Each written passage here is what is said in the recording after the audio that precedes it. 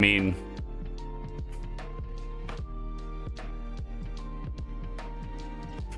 okay, well, take two. Maybe it works now. I don't know. It's correct. Everything is right. So I don't know what's going on with it, you know? You got sound now? Okay. Apparently, guys, what happens is I can't change it while I'm live. It's weird. Twitch could hear me the entire time, but I fixed it. I fixed it live while we were still going. Right away, I fixed it, but apparently I have to stop and start again in order for it to actually save, I guess. So, cool. That's exactly what's going to happen. Like, people are going to see the VOD, and they're going to go, wait a minute, this guy's not talking. Hopefully, then they check the timestamps. Hi. Yeah, first time catching you live. Love the series. So happy to see the finale. The finale is going to be... Honestly, this is going to be a weird finale. It's going to be strange because I don't... Normally I go into things like I have a definite goal I want to achieve that day. I don't have a definite goal I want to achieve today. I just want to get as far as possible. That's the goal. The goal is go as far as possible. Also, the music volume is now playing, isn't it? I think it is. Here, turn that off for a second. You're going to get 50 comments about no audio. Yeah, that's what will happen exactly. We'll get, it's going to be those viewers, right, that they have to stop, they pause. So many people do this. Pause. Comment that thing you want to say right now. Enter. Then play. Find that your comment is irrelevant 15 seconds later. Pause. Edit. Oh, he fixed it now. Save. Okay. I feel like everybody, myself included, by the way, has done this before. It's not exclusive to you. I have done it before as well. So, yeah. it's a thing we do. Bah! I really don't know. Green screen. Whip! I really don't know whether or not we'll have anything majorly productive today, honestly. Guilty. And the thing is, this, yeah, Doofy, yeah, that's what I'm doing right now. See, you know how many times I've been accused of that? I had one person, right? So there's one person that has, and I don't think they even watch my channel anymore, to be honest, because, oh, you know what? Am I supposed to be on this side or the other side? Which side's better? Should I be here? I think this is probably fine, right? You guys, I'm not really blocking much here. I'm blocking the biz phone, but like, who needs to see the biz phone? I think there's stuff on the other side of the screen that will matter more. Like the list is over here, and you don't need to see show on map. We get it, right? I think that's probably, yeah. Now what I want to do is figure out if the sound is the right volume. Probably should turn it up a little bit. We'll see. See if it's too loud for you. Is the traffic loud?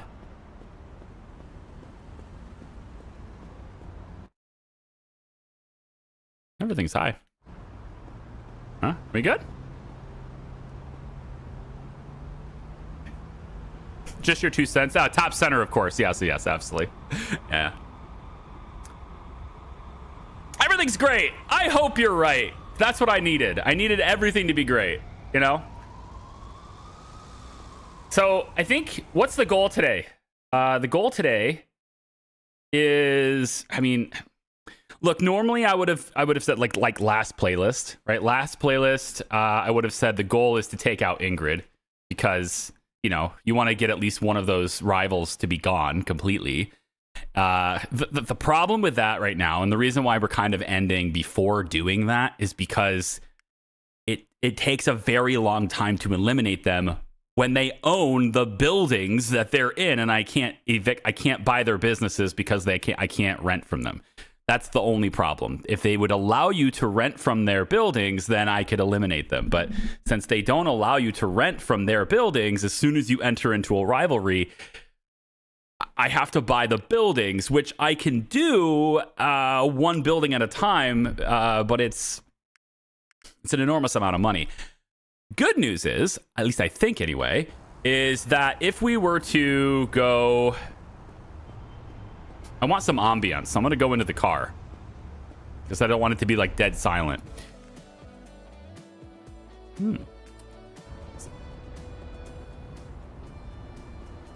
But it's something. Right? I just want something playing in there.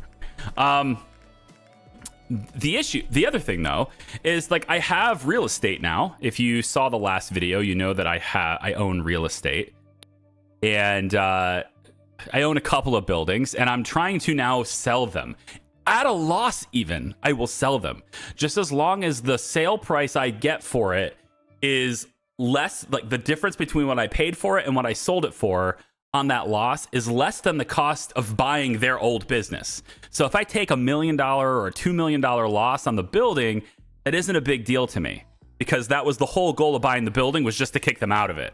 So it's the same as buying their business and then liquidating it, in my opinion, right? That's kind of where I am with that. So I'm attempting right now, pretty much, to make that happen. So I have 2 pieces of retail real estate right here. And I'm renting them from myself for free. That's important, because if they buy the building from me, I'm still renting it. So if they go ahead and buy this building from me, they'll own the building again. They will have paid me the millions to get it back, and then I will still be renting it. At least that's my theory. I don't know if the game actually allows that to happen, but I think it does. So that's what I'm going for, you know? Is that something you think the devs should nerf a bit? Honestly, I think the issue I have with real estate in the game, real estate needs a major balance, but I'm mixed on it. I'm mixed on it not because of the realism of it. If you want to go for the realism of it, the real estate element is so imbalanced. It's insanely imbalanced, right? It effectively makes you buy the entire building, but you can only rent out one small room of that building. You can't get any revenue from other people in an entire building that you bought, right? One example, right, is if I was to go in and buy, like, say, this residential building here. This is a residential building, or it's a retail building. Sorry, where's my residential buildings? Like this big residential building right here. This is big. Look how many windows there are there, right? If I go in and I buy this building, it's $216 million. But I get no revenue from the apartments in this building. I can rent it myself for free. And that's about it. I'm not getting hardly anything from this. What I'd like to see, like, I get a little bit of revenue, right? But like what I'd like to see is that I get to collect and set rent for all of these rooms. Make it worth it, right? We have a thing in when you're buying residential real estate, there's a lot of components to this in real life, okay? My wife and I own residential real estate, right? We go through this. It's part of this business that we're trying to build on the side. And there's a little thing you like to call the 1% rule, okay? And not everybody can follow it. Depends on your market. Some markets you're not going to get that 1% rule. But the 1% rule quite clearly is you want to get in rent at least 1% of your total purchase price every month. Okay? So every month. So if I buy this building for, let's say, $1 million, okay, I need to get for that $1 million, I need to get at least $10,000 a month out of that to fit the 1% rule. If I buy a building for $100,000, I need, like, a single family home for $100,000. I need to get at least $1,000 a month on that home, okay, to make that math out, to make that make sense, right?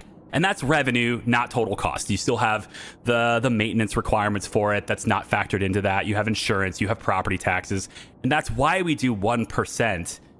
Is because we have all these extra costs on top of it, and we need to make sure that it's cash flow positive. This building, there's zero chance in this game that this building will ever make cash flow it will make no sense to purchase this building. And that's the reason why real estate is screwed, because you only get one room in that entire thing, even though you have to pay a price that is the whole building, right? So what I'd like to see them to make real estate make sense, they need to greatly increase the revenue potential of it. That's all you really can do, because the cost structure of buying the building is already pretty much in stone. Like if I want to buy this residential building here, it's right on the corner of 4th and 4th. That's a really great location, 4th and 4th. I think that'd be awesome. And we have to pay almost $1 billion for that. $1 billion, but we can only charge $500 a day in rent. I mean, not a good thing. You know?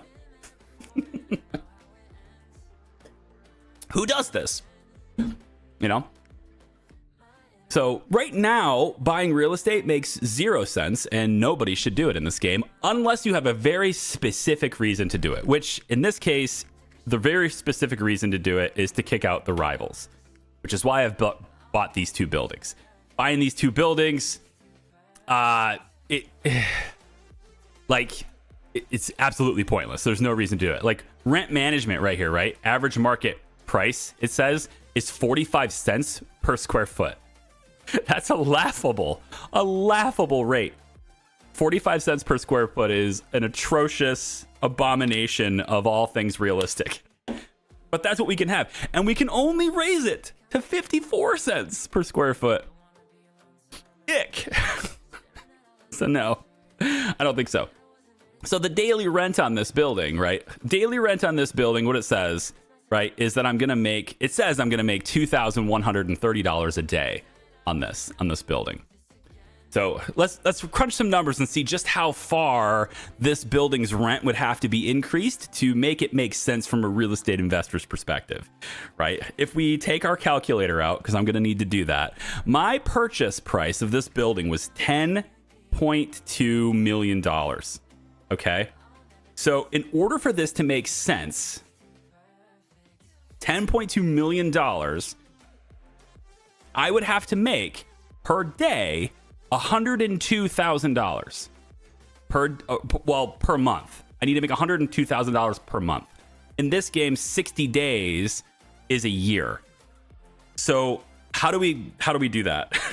Somebody who's really good at math, figure out how that works, okay?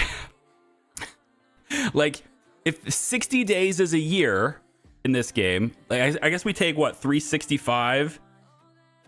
That's going to make it harder, but take 365, divide it by, 12, then you get $30, or you get 30, you get 30 days per month, right? On average, a little bit over 30 days per month is what you get normally.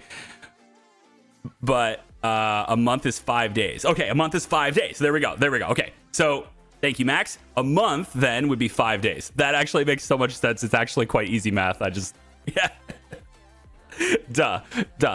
Just take 60 divided by 12. Makes sense. Okay, so you do that. So in this case, there's $2,130 being made per day. So we times that by 5. That gives us $10,650 per month.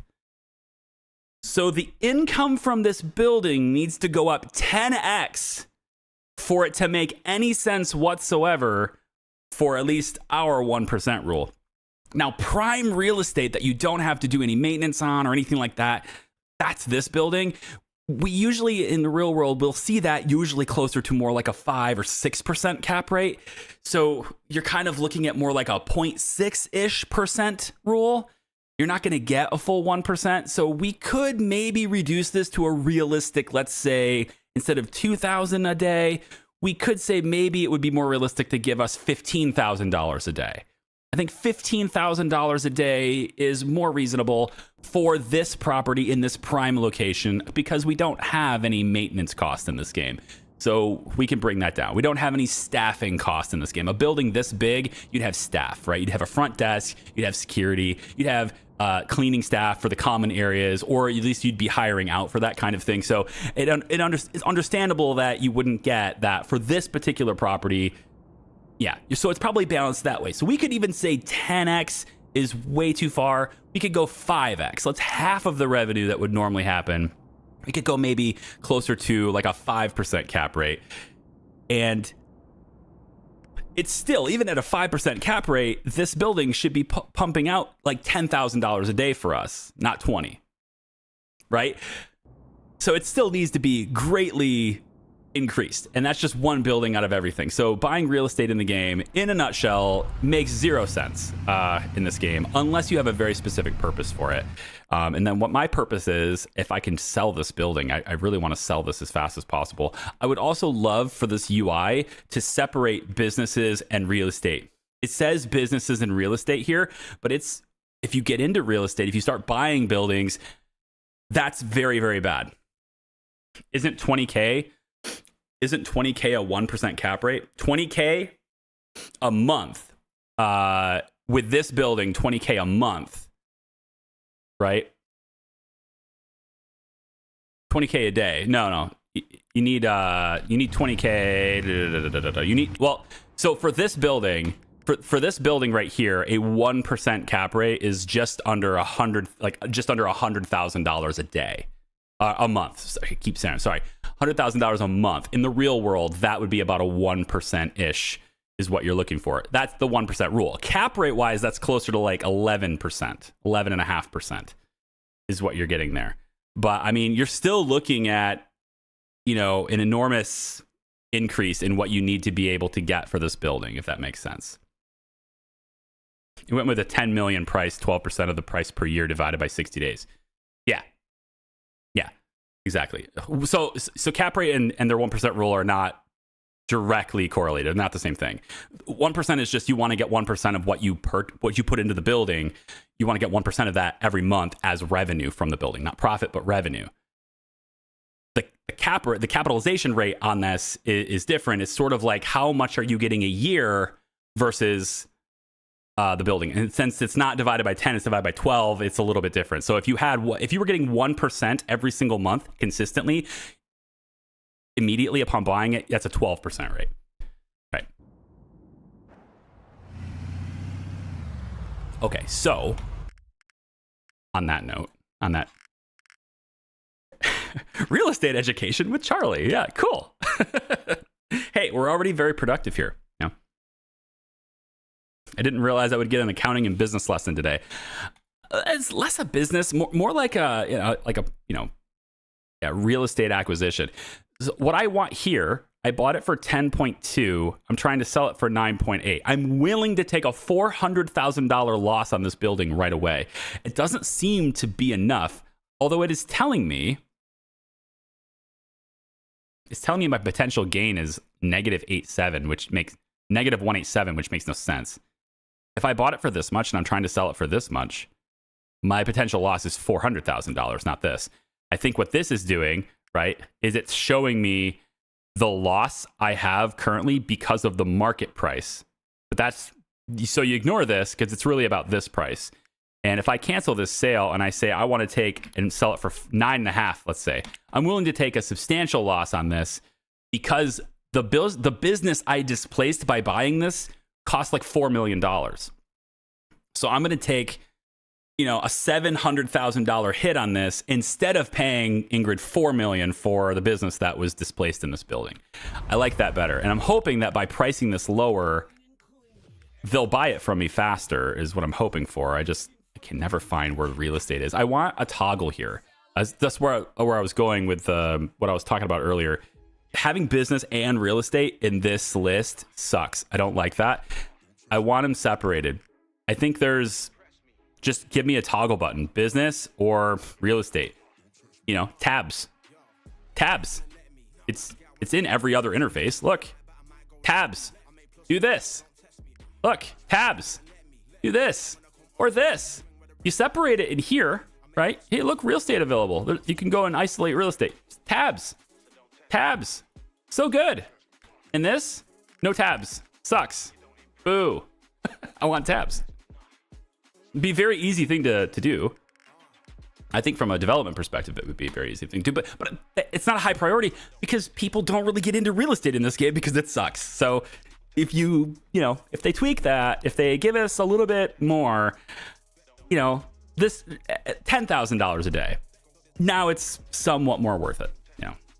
$12,000 a day. Now it's a bit more realistic, right? Because I paid 10.2 million. Yeah.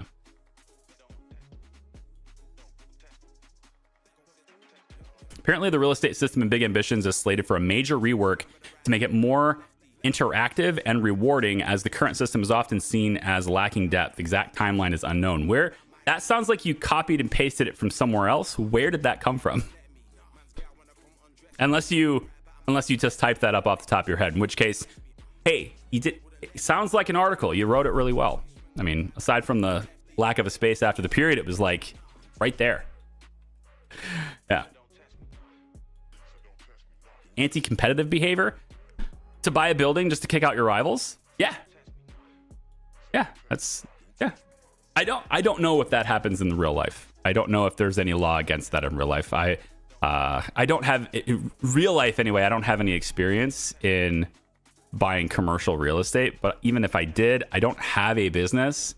Like if I'm manufacturing toys, like local, I have to be local things, right? I guess maybe if I'm in a small town, here's an example, right? If I'm in a small town and let's say I own an auto body shop in a small town and I got lots of traffic coming through auto body stuff, right? People are getting in collisions, tows, they need repairs. And my business is going really well. And then somebody buys some real estate, like just down the road, like a quarter mile away. And they build up a new repair center. A new auto body shop just opens in town. I can see a situation where I'm going to be like, oh, crap, maybe half my business is going to go away. And I don't like that. But luckily, I've got a whole bunch of cash in the store. So I go ahead and I buy them out. And they agree to sell to me because they can make a really quick buck very, very fast. And it's like, whatever, I don't have to even finish the construction. So I go ahead and I buy them out so that I own that land now. And this construction that's not really done, right? And now I just let it sit because paying the property taxes on that land is way less cost to me than the loss of business. So I bought them so that they can't compete with me. I bought their land so that they can't compete with me, right? Yeah. I could see where that could probably be anti-competitive, but I just don't know if that's I don't know if that's specifically illegal. I think there might be a higher way where that is illegal, but in like a small town where there's only one and you buy, I don't know if anyone's really going to care, but maybe, I don't know. I'm not a legal guy. I don't know the law.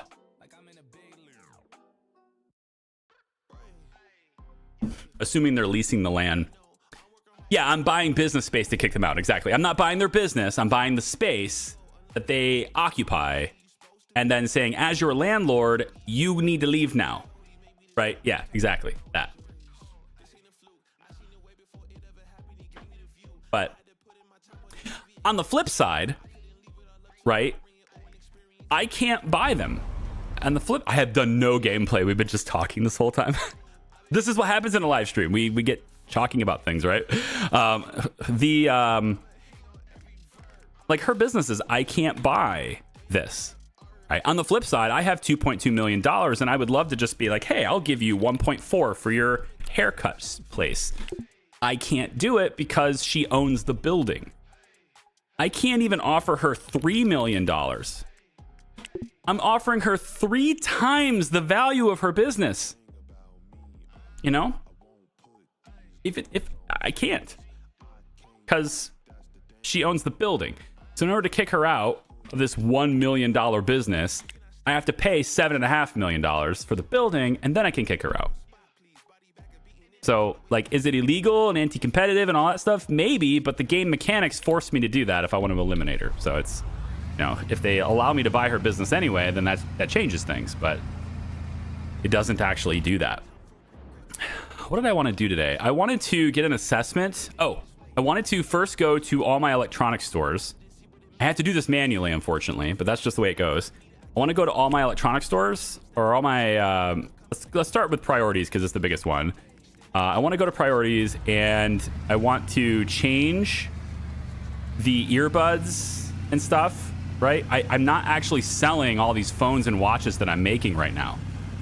And I've got quite a bit of them in storage, right? I've got, if I go to, let's say, where is it? Electronics R Us, right? Take a look at the inventory here.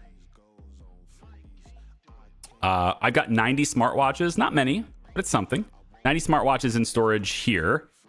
And there should be, where's the Zonoman phones? Are there no phones? That's not true. Say it isn't so. Yeah, right here. So they've been already shipped to they've already been shipped to the other warehouses. Okay. 9:30. Apparently I haven't made any phones today. That's odd, but I guess that's just the way it goes.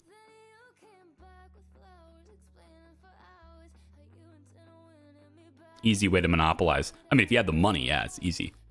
I think people don't necessarily like the legal system, I guess. They don't really, I don't think they care so much about like the small town body shop that buys the other body shop, and now there's only one. I know from experience in the small town I grew up in, where there's basically only one body shop, and the guy who owns that body shop owns also half the town. So, and I'm not saying that as a joke, half of Main Street is his real estate. He's been accumulating it for about the last 25 years. Just been building it up. I mean, so far he's not doing anything anti-competitive. He owns the place. He renovates the buildings. He makes them look better. That's kind of what we're trying to do. We're taking, like right now, we're taking a fairly cheap house in Detroit. And, you know, it's not something that people are inhabiting. It's not a home for anyone. It's just a building on a plot of land. We're rehabbing it. It's going to make it something viable, something attractive that people can actually want to live in, right? And then we'll run it out. Right? It's adding housing to a housing shortage is what we're trying to do via taking places that are sucky and maybe inhabited by drug dealers and you know, making it into something nice and secure and warm for somebody else to live in, and then at the same time getting money back for our trouble, you know. Where is this? So yeah, we have phones is what I'm saying. If we have phones and we have and watches, so I want to get those in the stores so I can sell them, which is going to increase, of course, my daily cash flow, which is going to be great. Like you said, though, it's not illegal to own the building. Right, yeah, I could buy the building, no problem. It's just that the act of kicking her out, the act of kicking out my competitors and saying, you can't rent here anymore because I bought it, I don't want you here. That part is the part that people tend to think is illegal. And I don't have any legal understanding to know whether that is illegal at face value. There might be some context where that's fine, but I don't know. So right here, these Boss earbuds, we're going to change this. Actually, you know, maybe we don't. Well, I have to add more tables if I'm going to do that. So let's change these. We're going to say these are now the Zonoman phones. We probably should have these brought here. Let's do that. We're going to say logistics manager, priorities, Midtown priorities right here. So we want to have Zonoman phones brought here. I don't know how many, so we're going to say 200. It's probably not possible to keep that in stock like that, but we're going to say 200.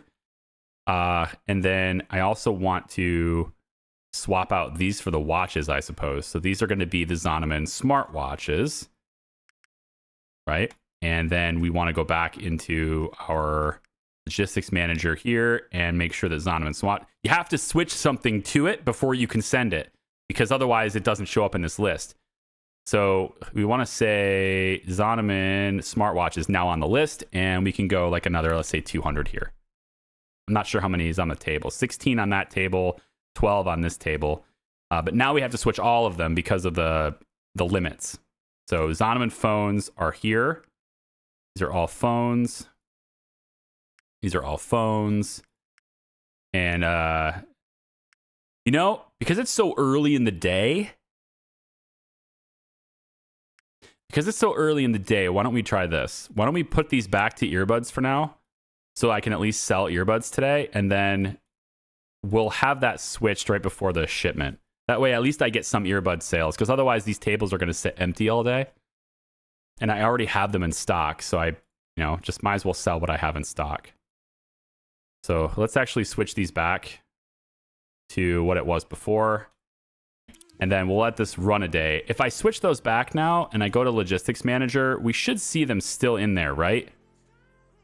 Yeah, they're still in the list now, at least. They're just not blue. And that's really all that matters. So we can get them in stock and then we can factor it from there. So if I go over to Priorities Midtown, we're going to see that we don't have the ability to send the Zonoman phones and stuff here. We have these in the list only because they used to be in the store and they're not anymore.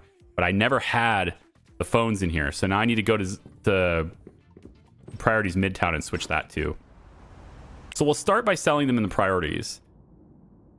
And if it looks like it's working out, if it looks like it's, we're actually able to keep up with selling them in just priorities, then we can start, adding them to, there's a sign there. Then we can start adding them to our jewelry stores, for example, and we'll do like one store at a time until we hit capacity. And then I think from there, we should have enough money stocked up to just copy the design. Although I don't think I can copy this design. That's the problem. So this factory design, not this one, this one. This factory design is in a Q1. And I have not seen another available Q1. So like copying this design, I don't think I'm going to be able to do that. Because you have to have the exact building. This might be the only Q1 in the game, which would be really weird, but also an interesting discovery. This is a Q2, but I did this, the template for this is just Q1. Maybe it's over here. I haven't actually looked over here yet, so maybe there's a Q1 over here. But I don't think so. With my luck, it would be owned by Ingrid. These are all H1s. I don't think there are any Q1s, and unfortunately, you can't actually look at... Whoops, that's not what I want to do. You can't search by building type, I don't think. It's one sturdy signpost, right? Yeah. Will the live be saved? Always. Yeah, my streams are always saved. I have basically no motivation whatsoever to take them offline, because ads play on the VOD. Just saying, why take them offline? But also, I realize that, this is a global channel. I'm seen by over 100 countries, which is crazy, but that's what my analytics says. 109 different countries have seen me this year. I'm not entirely sure how many countries have high-speed internet, but I'm thinking I've got almost all of them then, right? So yeah, time zones are a thing, and I know that not everybody can make that kind of thing, so they stay live, they stay available, and are available pretty much immediately. The only exception to that is if I've already posted 2 videos today. If I post 2 videos and a stream, that's 3 pings to your sub boxes, then I can't go over that because YouTube won't share it with subscribers if I do more than 3 in a day. So in that case, it stays unlisted, and then it'll go public tomorrow. But the link, if you've already been here and you already have it like in your, your recently viewed or things that you viewed in the past, if it's in your history on your YouTube account, you can still go to it in your history. You'll still see it there. It'll be publicly viewable. It just won't be listed on the channel until tomorrow. But in this case, it's the only thing I'm posting today, so it's going to be public all day. I'm pretty convinced this is the only Q1 in the game. That sucks. Is there any Q2 template with the same capacity as Q1? I don't know. We can look. But I don't know. I did this. This was from the workshop, right? So Q1, there's a lot of stuff for Q1. If I go warehouse, I mean, I don't really need to do that because I've already selected Q1. I think this is the only Q1 in the whole game. So I guess I would switch to Q2. And we have Q2 electronics, phone, and smartwatches. I guess there's this. It looks kind of nifty with all the greens and stuff going on. It's 8.7 million. 39 pallet shelves, factory. I don't know exactly what its output is, but it does look like there is a design for that. So I could just get that going. The issue with it is how many people do I have to hire? Because that factory is so labor intensive. That factory is... The number of people I have working here is astonishing. It is. Oh, looks like somebody doesn't have all their needs met. Oh, you're not even full time. Oh, good. That means actually that I probably have too many people. Okay. There's just actually quite a few people that are not full time somehow. Okay, I've hired one too many people. We can fix that. Absolutely. Yeah, we can just go ahead and Electronics R Us all of these people. Let's find out. Peggy? You drew the short stick, Peggy. That's just how it goes. Sorry, just the way it is. I don't even think Peggy worked. Ah, there's where Peggy was. Peggy was there. Oh, there's a whole bunch of people that don't work today. Maybe I hired too many people here. It's possible I hired too many. Let's get one more. And Wanda. I'm just clicking a random person. Purely coincidence, internet, that it happened to be two women. Don't come after me, okay? Pure coincidence. You saw it.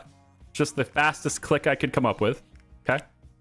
We'll go ahead and redo the schedule, and you know, it'll be fine. Hello, Loot Penguin. How are you? Welcome in. Pure coincidence. You saw it. It was just a really fast click. I didn't even click on the name. I clicked on the Electronics R Us, so I wasn't even looking at that column. Just so happens to be, you know, a woman that was very close to retirement and another woman that was, you know, a couple years away from retirement. I think she was 54. She had a little bit of time left, but Peggy was like 63. She would have been retiring really quick anyway. We can pretend that I gave her severance. Okay? We can just pretend that she had some severance. Gosh, man. I am just being careless with this vehicle. That's my destination. It's down here. Whew. Your driving in this game kills me? Well, I mean, okay, here, okay. Let's just be, you know, this is really engaging content.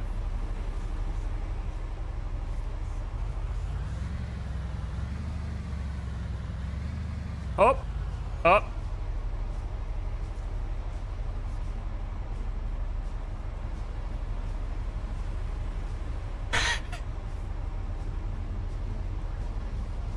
Actually, it's right here, right? So why don't we just park and just walk in? Hey, I'm walking in. Need to honk for realism. Oh, there is a horn now. They gave us a horn, I think, in this game. I think they did. Okay, all we need to do is change one of them. Oops. Change one of them to the Zonoman phone and one of them to the Zonoman smartwatch. Then go in. Now that we have that in here, this is Midtown. Yep. We should now see both of those products show up here. At least I thought they would. Yep, right here, smartwatch. So we want to have, let's say, 200 in stock here. Again, it's not going to happen because we're not making enough of them, but okay. And then we want to go to Zonoman phones and 200 here. So we'll see how that works. And then we'll switch this back to the Boss earbuds and the Rhythm by Trey headphones. Okay. So we're at least going to have those things delivered to two of our stores. And then tomorrow, once they're in stock, we can then go in and swap it out for good. In the meantime, though, we probably also should go in and make it to where we're no longer sending the Boss earbuds or the Rhythm by Trey headphones. We're no longer sending those. And same thing here on this side, no longer sending earbuds or the headphones. Okay, so yeah, there we go.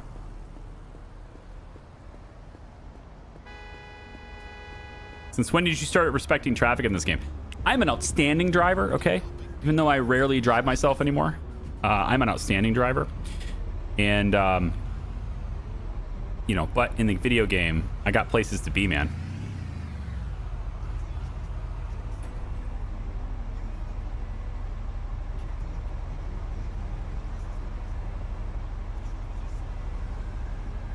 This is for Bluesy.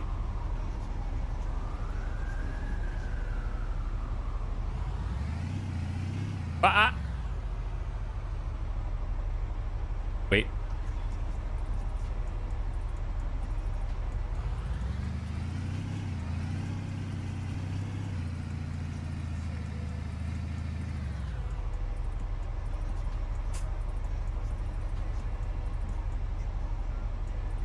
I know I don't need to stop doing it. It's supposed to be funny. I guess I'm just bad at jokes too. There we go. Oh, we're gonna turn here. Now, I can turn on a red. I can turn on a red. At least in the United States, I mostly can, unless there's a sign that says you can't. There's a lot of signs in the cities that say you can't, but pretty much I can turn on red. So the next thing to do is let time go. We need to accelerate time because yeah. So I could also just take a taxi everywhere. I am wealthy enough to do that. We could just, you know, we could just taxi everywhere. Oh, honk. What's the button for honking? I don't know the button for honking. I never use it. Controls. Honk. Honk is in my game. Honking is what? No, come on. There's a button for that. If there's no button for honking, then there's some injustice in the world here. I don't see it though. Is it H for honk? No. I don't see it in here either. I don't think I can honk. Yeah. Every setting should have a search field. Amen! I agree. Every single freaking PC game needs a search bar. If you make your game for PC, give us a search bar. We have a keyboard. We want to use it. We have all these buttons. We'd like to use them, you know? I think this is the wrong road. I think I was supposed to turn on the other road. We're gonna have to go left up here. There it is. Oh, we're glitching. Probably because of, you know, streaming 4 different streams at the same time. Oh, Twitch and their enhanced broadcasting. It doesn't really work as well as I would have hoped. Like, Twitch is supposed to have 1440p today, and it's just not working, you know? So, I don't know. I don't know how to fix that. All right, we need to go, let's say, let's just do this. It's fine.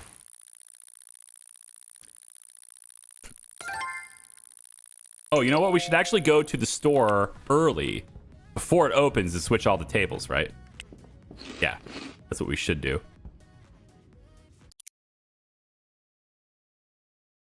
Did you just see my profit? My profit yesterday was $25 million. Oh, I probably sold real estate. Did we sell it? I think we sold the building.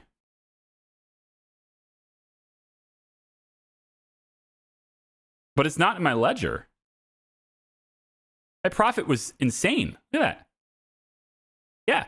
Yesterday, I made $23 million. I have $25 million right now. I think I sold real estate, but I don't see it in the ledger.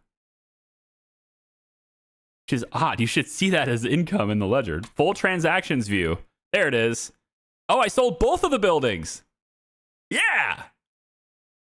We sold both. So now the question is, am I still renting them?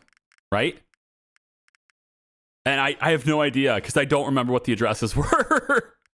Because it's not going to show up as real estate anymore. So I don't know what the addresses were. So I guess maybe it's in the transaction list. Does it say 28 Fifth Avenue is what this says. 28 Fifth Avenue. And then also 38 Fifth Avenue. So 28 and 38 on Fifth Avenue.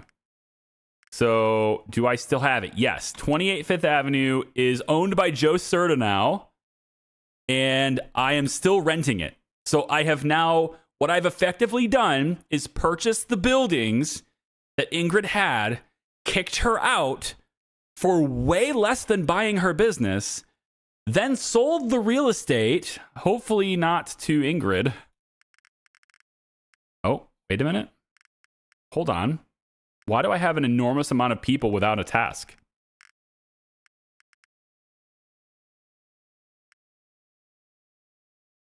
Excuse me?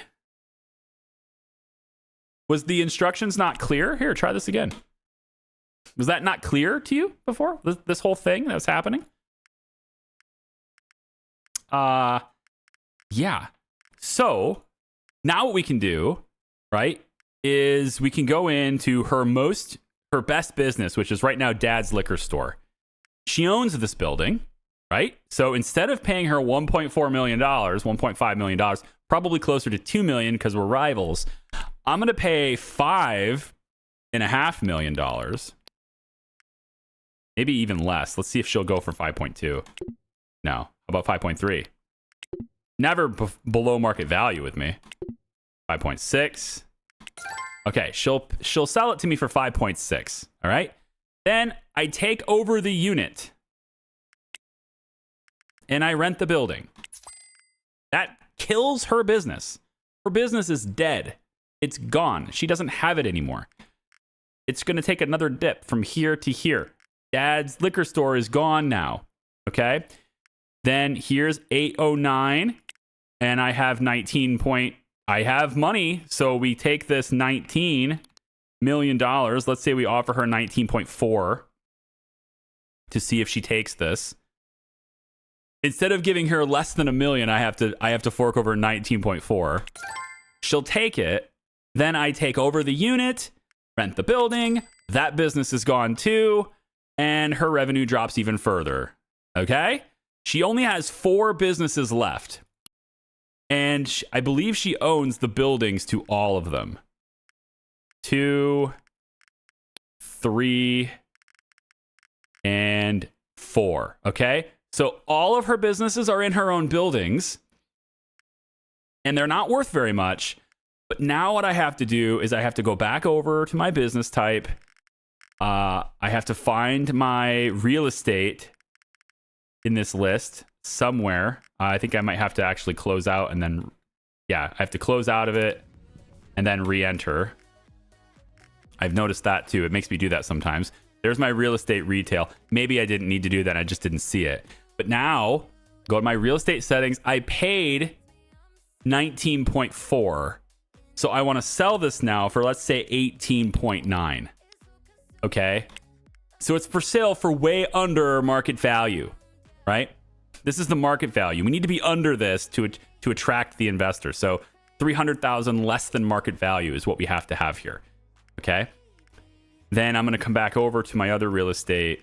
I don't remember which one I just clicked on, so I'm probably doing this wrong, but let's say mini mini mo. Okay. I already did this one. So this is 24 Fifth Avenue. This is why I want tabs. 24 Fifth Avenue. So it's this one. So this one was only 5.6. And it's valued at 5.4. So why don't we try to list it for like 5.1? We'll mark it for sale. And we're going to take, like total like $1 million hit. But we paid way less than what it would cost to buy her businesses and kick her out, right?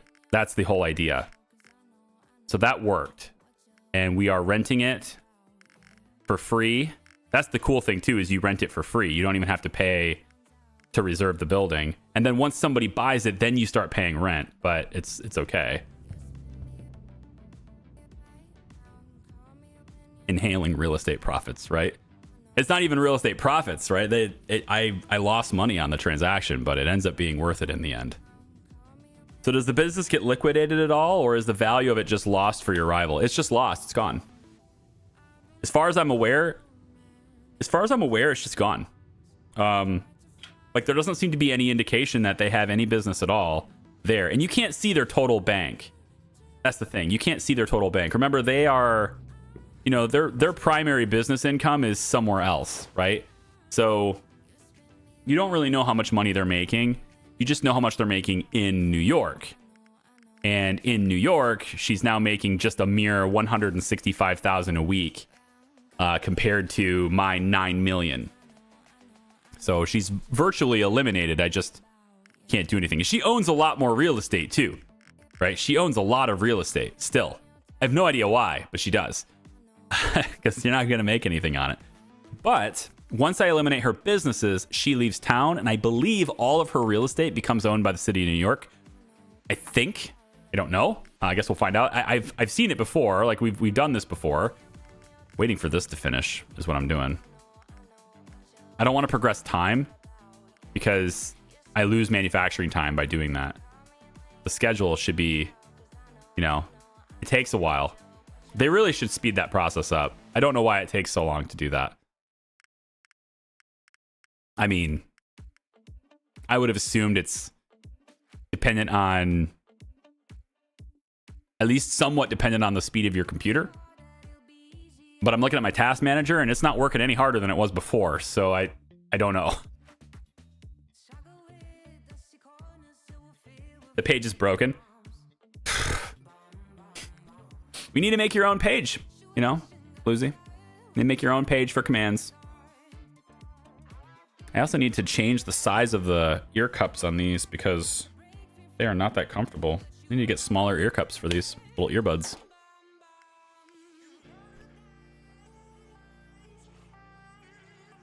My hat gets cut off, doesn't it? Yeah, the camera's scared to move this because it's gonna change things.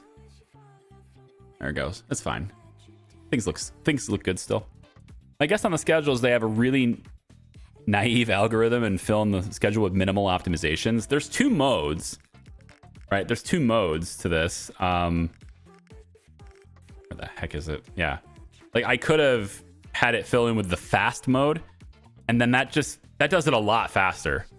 But when you don't use the fast mode, then it takes into consideration each employee's requirements, each employee's demands, and puts them in the proper place. I think though, with a factory like this, I probably don't need to do this, right? Like we don't have a lot of desks where there's mouse pads and monitors and all those things. We don't have all of that in the factory. Everybody who's demanding things in this factory is like, I want to be full time. And that's just kind of it, I think. So for the factory and this many employees, I probably shouldn't have done the full autofill like this. So next time I won't bother. But I did do it already, and all of these people ended up with nothing to do, which is interesting. So I'm not sure anymore. Also, my character is 30. Yeah, only 30. So young.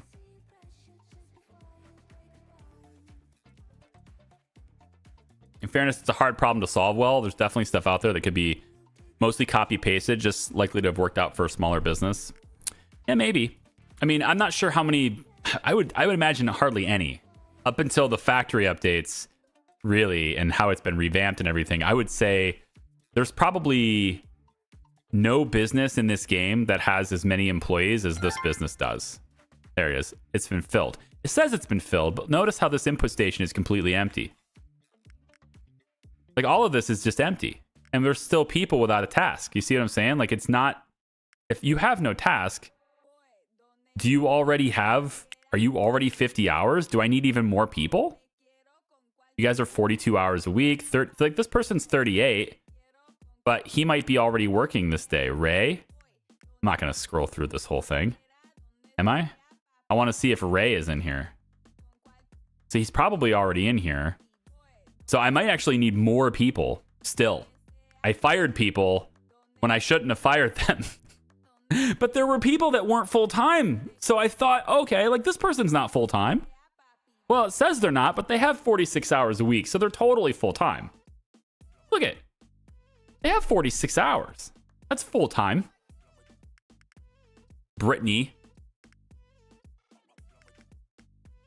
All right. We're going to fix this once and for all. Where are they at? All the factory workers.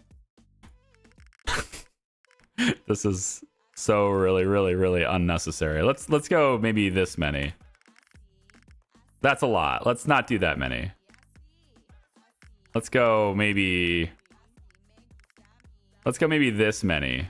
All right. We'll take this many more factory workers and hire them. Regardless of who they are, their ages, and all that stuff. Doesn't matter. Just bring them in. 16 more people. And then we'll do the fast one, though. We'll say the schedule goes fast. Fast autofill. May produce more fragmented schedule. See, it's way faster to do it this way, but yeah. She says she's working more than full-time. Full-time in this game is 30 hours to 50 hours. You can't go over 50, but you can give them 50 and they won't complain. You can give them 30 and they won't complain. Interestingly enough, 30 hours simultaneously is full-time and part-time. So if you somehow find a way to give everybody 30 exact, it doesn't matter if they want part-time or full-time. It counts as both.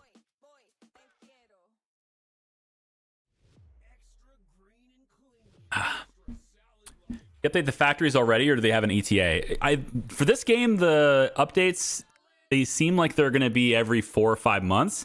They were like every 3 months pretty well. Yeah, but I don't have any inside knowledge onto when these updates are coming out. I do get inside knowledge on things that are being developed for those updates that I can't share with you. Not all of them, just whatever he decides to, tell me, because Jonas is awesome. And then they're also working on another game right now, which is cool too. Can't tell you anything about that, but that'll be really fun to cover as well. But as far as the when it's coming out, I don't know. I just know that it will include a revamp of the factory system, and I'm aware of mostly what those changes are, but I just can't tell you what they are. It'd be faster to just manually do the schedule. No, it won't. Not even remotely close. It takes so long. Like on that specific day, it would be faster, sure, but then like there's gaps in other days. And like going through that it won't be faster than just letting this go. Although this looks like it's kind of stalling out a little bit here, isn't it? I just want to see all of these guys no longer say they don't have a task. That's just the weird part.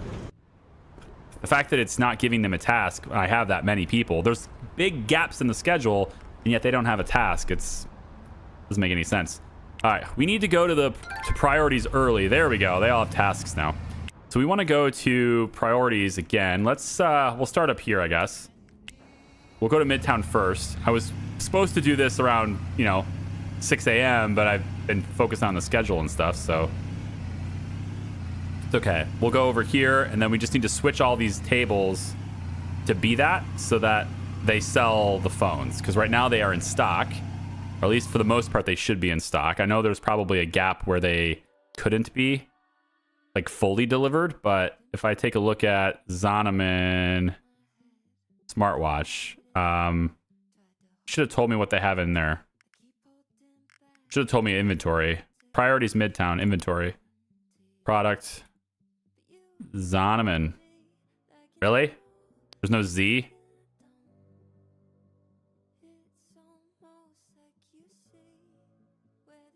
Did Midtown not get any deliveries? Did Midtown not get it at all?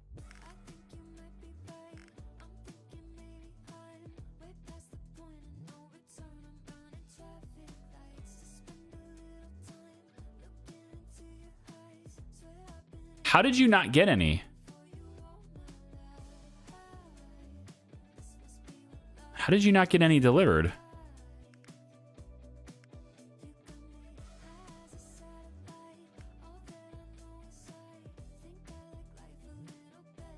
This is 8:20 a.m. We have these. They're being sent to Warehouse 1. So I sent them to Warehouse 1. Warehouse 1 has them in stock. We've imported and shipped. So we've shipped 400 and 256 of them. I only have them being shipped to 2 locations, both of which I have looked at the inventory for just now and see nothing delivered.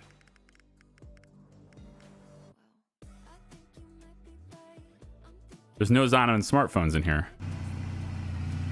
That doesn't make any sense. Where'd they go? Where did you deliver them, if not to those stores? Waiting for the full release next year, or at least when they add the JFK update to at least. Oh yeah, right. Going to the other towns and stuff, it's gonna be pretty sick. I don't have any preview of that. I don't know anything about that. I mean, other than it's coming, I don't know anything about that. That's gonna be sick, having other cities and stuff to go to and traveling between different places. Did it again, didn't I? Yeah, I went too far. Bypass.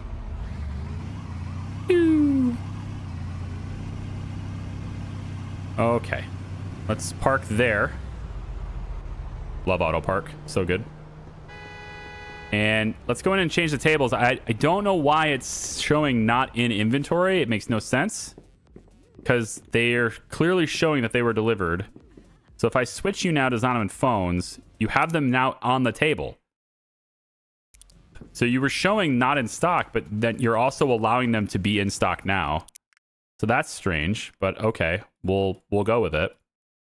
So we'll switch all of these tables. So there's not enough of them. Phone, yeah, not smartwatch, phone. And regardless, I still have to switch the tables to the phones. Even if they're not fully in stock, I still have to do that. Because otherwise the customer capacity will drop. So over here, we can now switch this to the Zonovan smartwatch. And we'll see how many Zonovan smartwatches are on the table. And again, we can't keep up with the production. We're going to sell these, like, we're going to sell an enormous amount of them and, you know, be out. So we need to improve, we need to increase production. So I think once those buildings sell and I get all that money back, I'm going to use that to get another factory, I think, instead. Instead of eliminating Ingrid, though, do we do that? I mean, we got the chance to take her out right now. Those buildings aren't that expensive, I don't think. The remaining buildings that she's in, I'll have to take a look at that. See how expensive they are. These are all smartwatches. We're good to go. We are good to go. Okay, so all the smartwatches are in place. Last thing to do then is to make sure that the prices are good. So let's come over here. And for Zonovan smartwatches, $399 is the lowest price. No, so $671 is the market price right now. We'll go to like $665, $666. And then for the phone, lowest price is $1680. So we'll bring this down to, let's say, $1666. Okay, that'll undercut him big. I don't believe he's going super cheap on the cheap jewelry anymore. So we can bring this down to 200. And then we also need to make sure that we change that in the jewelry store as well. So I need to come over and go to, is it Best Jewels? I think is the one.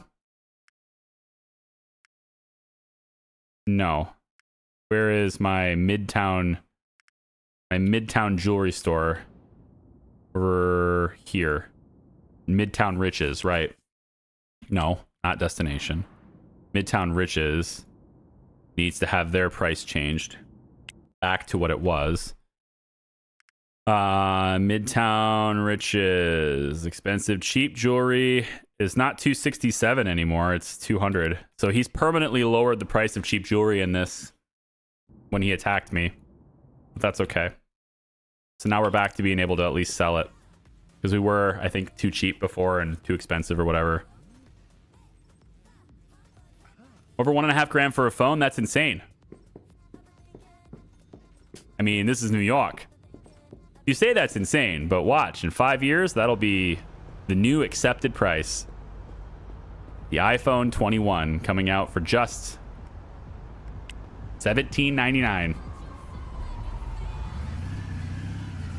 For the Pro Max Platinum featuring the new, I don't know, $400 Apple bumper case. I don't know. All right. Because the case from last year is just not compatible anymore, you know? The cameras, they've changed their circumference now. It's at least 5 millimeters greater diameter. So all your cases, they don't fit anymore. You're gonna need new ones.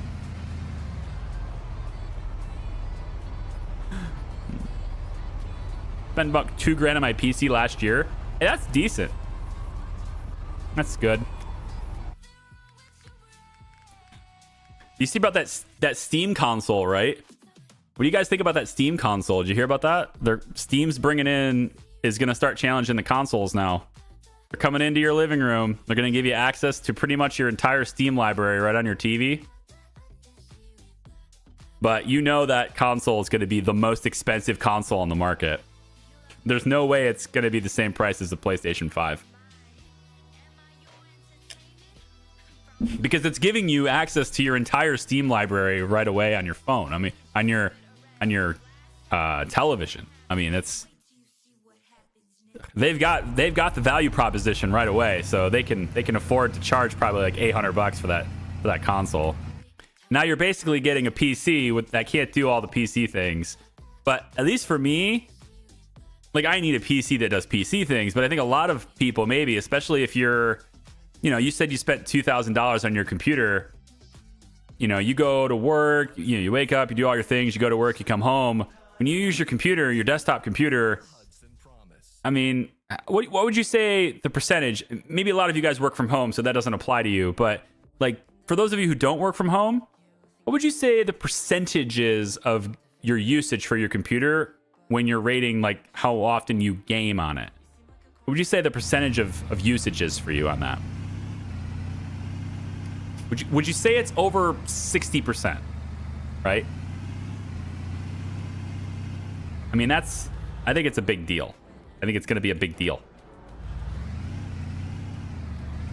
All right, get out of my way. This red light will not stop me. Need to hurry up though. I'm gonna get a parking ticket. Come on. All the way. All right, pause.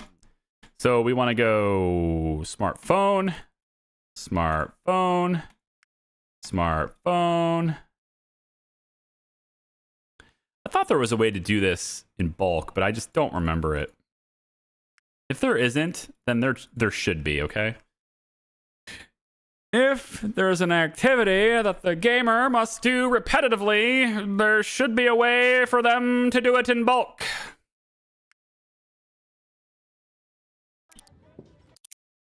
Over and over and over again. For years, I've been saying this. We just keep encountering situations where that is true. Over and over and over again, we do. I thought there was a way to do that in bulk. I just don't remember what it is, though.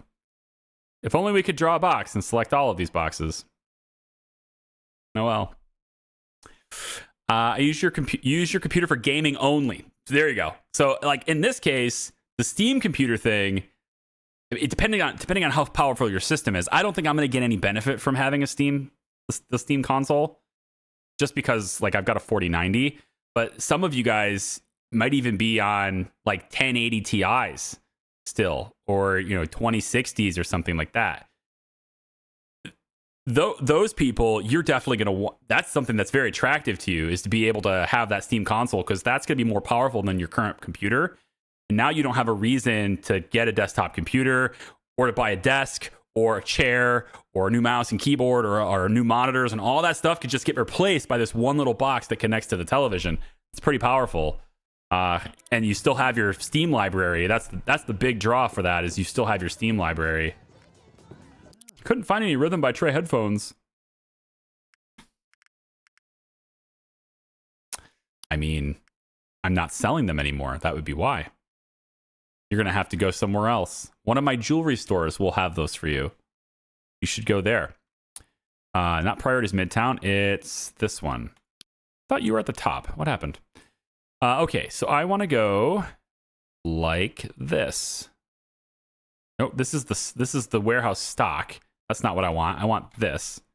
There we go. Pricing. Zonovan phones in this market, they are not even for sale in this market. Oh, really? 2100. Nope, that's too expensive. 1999, too expensive. Okay, let's go $1,899. Probably too expensive still. We'll just go 1800. This is the only store in the whole market selling them. Great. Zonovan smartwatches, and same thing here. That's great. How about 600 seems like it could be too cheap. 800's too expensive. 700's probably too expensive. We'll go 666 here as well. Okay, there we go. We are selling them. Get in the car before the speeding ticket or the parking ticket. There we go. So now the question is, can we keep them in stock? Or are we going to sell too many of them? It's the big question I have, you know? I guess we'll find out. It's smaller though, right? Like it would fit under a TV, like a console. Yeah, it's like square. I don't exactly know its dimensions, but it's like square. I want to say, based on the way it looks like it could be just slightly bigger. Like think about the GameCube, how big the GameCube was. I feel like it's a little bit bigger than a GameCube, but it's about that orientation. Is what it looks like to me anyway. I haven't seen any of the videos or reviews or anything like that. I've purely just looked at the press release for it and then went about my business. But, you know, so there's probably some people out there that can correct me for sure on what its dimensions are. But it looks like it's definitely smaller than a PS5. Which makes sense. It doesn't need... I guess the PlayStation doesn't really need to take discs anymore anyway. But what I'm curious about is like... And I'm sure they've already said this, and I just, you know, again, didn't remember it from the press release, but like how much storage space is that going to have? And is the interface going to be very similar to like that full screen interface that you get on the PC for Steam? Because Steam has that thing where you can blow it up to like a full screen interface. I assume that's what this is going to have as far as its UI goes, which will probably work quite well for controllers and stuff. But that's like a whole PC replacement for quite a few people, you know? But stop watching Twitch to get to 60%. Okay, yeah. If they add that, I mean, imagine that though. Like imagine, that would be pretty easy for a console to do. You know, you have all your Steam apps, but also a YouTube and Twitch app. Boom, you just kicked the whole industry's ass. Done. You know? You just destroyed the entire industry's ass. Like, goodbye, Xbox. That's it. Because why have an Xbox at that point? Like, most of the Xbox games are on PC anyway. Now you have them on your Steam computer, on your Steam console. Total market disruptor. But it's going to be more expensive than an Xbox. I feel like it's going to be more expensive. It's got to be. The value proposition of it is just higher. Steam Cube, yeah. Is that what they call it? I don't actually know what they're even calling it. I'm going to look it up. I'm going to take time to look this up. No, I'm not. I'm not going to do that. You guys can do it for me. It's cool. So 150 millimeter cube is a 6-inch cube. Wow, that's...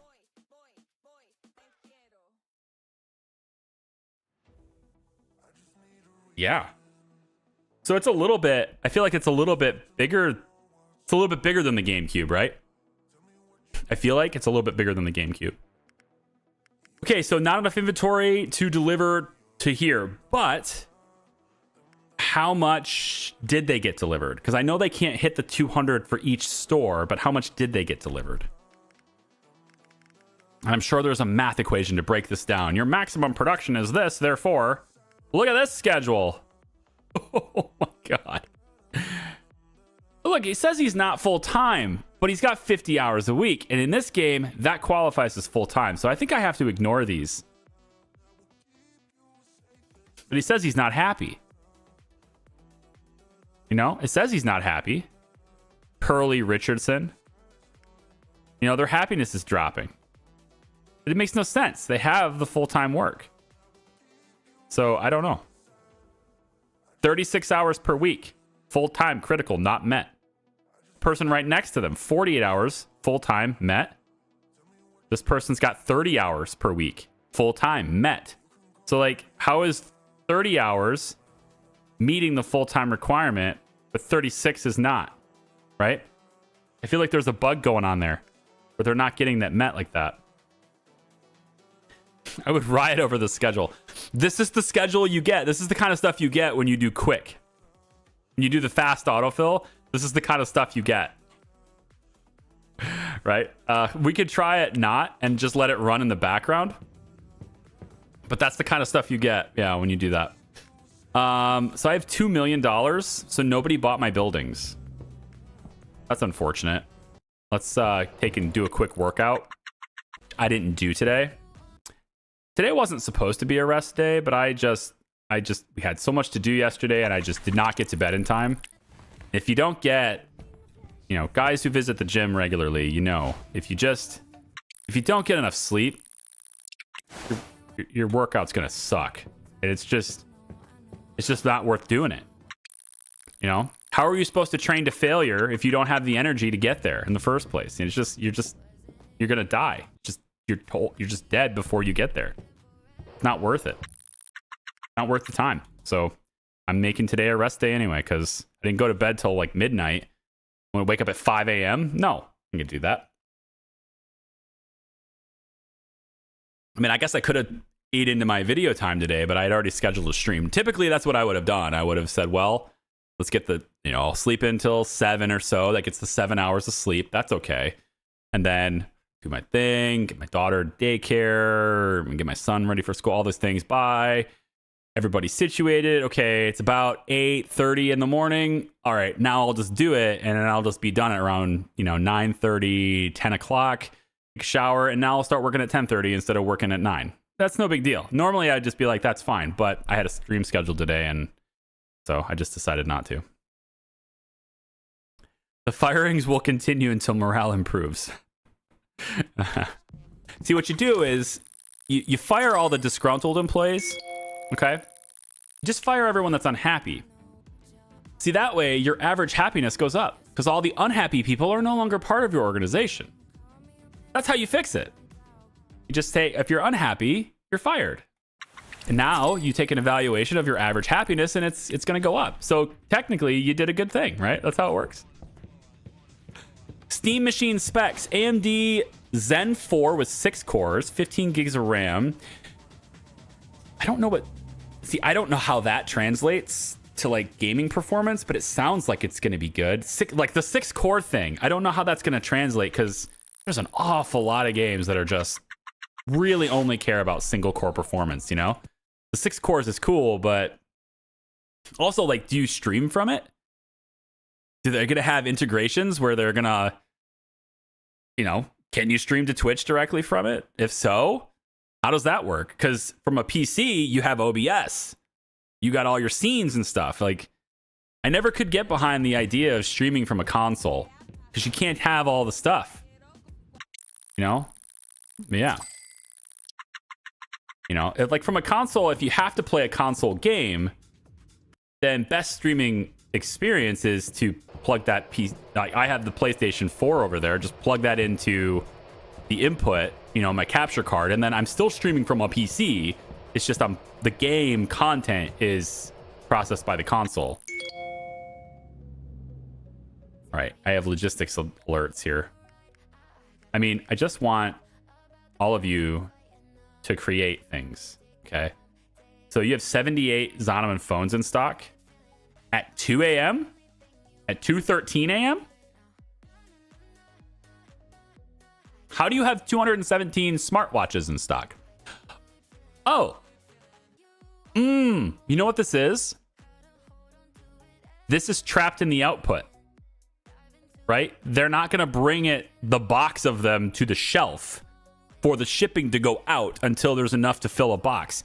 This is trapped in the output. Same thing here. It's trapped in the output. So we're not making nearly enough. I need way more production. So that's what we're going to have to save up for. We're going to have to save up for a lot more production. And I just paid a whole bunch of freaking taxes yesterday because I wasn't paying attention. So yeah, I just paid an enormous amount of crap. Yesterday, what was it? Yesterday I paid $36,000 is actually not that bad. I thought it would be a lot higher, but I guess I must have had just enough cash for the delivery. So that turned out okay.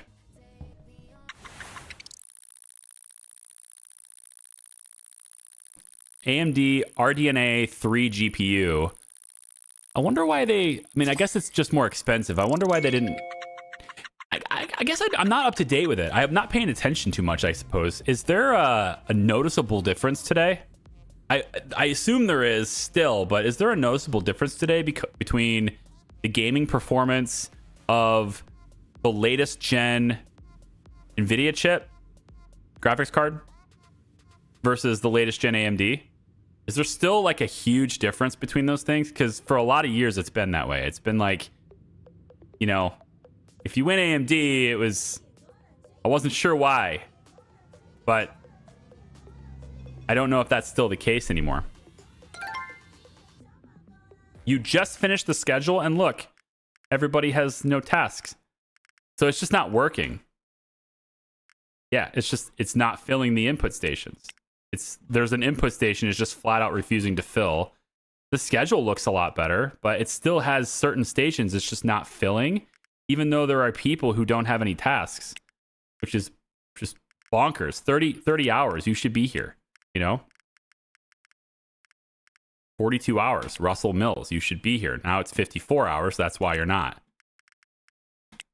Is that why? Yeah, that's why. It's 54 hours a week. If you were to fill this slot, you'd have 54. Okay, well then do this. Then just do this. You know? What's the problem with that? It looks a little weird, but it's better than they don't have a task, you know? Just give them a little bit of hours. Just being like, hey, how about there? Now you have 49. Okay, now this person. Now you have 49. Now this person. You have a little bit of less. Now this person. Okay, cool. Filled that slot. Next. No? I mean, there's things we can do here. I think this is probably what you were talking about, right? It's faster to just fill it manually, the gaps in the schedule.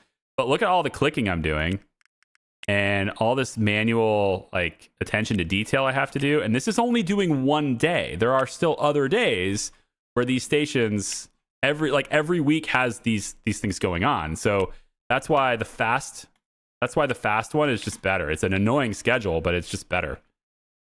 For this type of business, it's just better.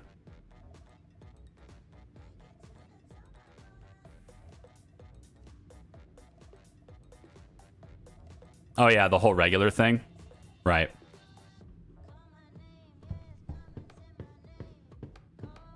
Oh, it has FSR?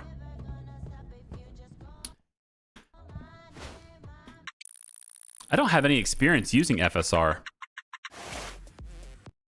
Because I've been on NVIDIA chips always. I've never owned an AMD graphics card. Yeah. Not that I have any like brand loyalty or anything. It's just the devil I know, that kind of thing. But as soon as they started like drilling in so much emphasis on AI generated frames, they started to lose interest in buying the next gen. And I really think for pretty much the content I make, I just don't see any reason why I would ever need more than a 4090. Like the 4090 was there to fill a very specific purpose, and it fills it beautifully. I don't need any more. So yeah. I mean, I'm just passing time right now so that I can sell these buildings is what I'm waiting for. You're wondering, what's he doing? I'm waiting for people to buy this building. Maybe I need to undercut the price even more. This isn't, it's not cheap enough. Let's make it 5 million. I need them to buy the building so that I can buy the next building. I don't know which one I just clicked before. Okay. So instead of this, maybe it's just too close. So we'll take, I don't know why. Okay, $1.89 is that's a bit too cheap. Okay, So maybe we go a little bit higher than that. Let's say 18.7. Okay. I mean, that's a pretty sizable discount. So I'm hoping that just works. And now I owe taxes. Oh, freaking A. Now I owe taxes again. Taxes they suck. I don't like them. How much do I owe you now, IRS? $31 million. Because all my real estate stuff. I mean, this is what I'm talking about. Real estate taxes. It's nonsensical. It makes no sense. So I owe real estate taxes of $330 on a $20 million building. No, it would be like 120 grand. It'd be like a much higher tax rate than this. Like, I don't know what it is around the country, but property taxes for big real estate investments like this, commercial real estate, even too, all these things, they're weighted on a system that's called mills, or you use mills as sort of like a measurement metric for it. And a mill basically like 1 mills is basically $1 for every $1,000 of taxable value that building has. And different areas use different mills and scales. Like for Lansing, Michigan, a commercial building or a non-homestead home anyway, it's taxed at 54 mills. So if your taxable value, you can measure that by that. It's $1 for every $1,000 of taxable value. So in that case, it's $54 for every $1,000. And then taxable value for the building is half of its market value. I don't know why they decided to do it that way, but that's kind of how they worked with that. So, but Detroit, another one, like in our market we're in, Detroit has like the highest property taxes in my state. It's insane. They're so high. It's like 84 mils. So you're going to pay like 35% higher tax rate just for the same type of structure. You could pay more in property taxes for a lower cost structure in Detroit. The Lansing property could be worth more than your Detroit one. You're going to pay more property taxes in Detroit because that's just the way they do it. So, but anyway, $330 for a $20 million building makes no sense. I have no idea how they're factoring that, how they're calculating that. So the whole real estate system needs an overhaul, is what I'm saying.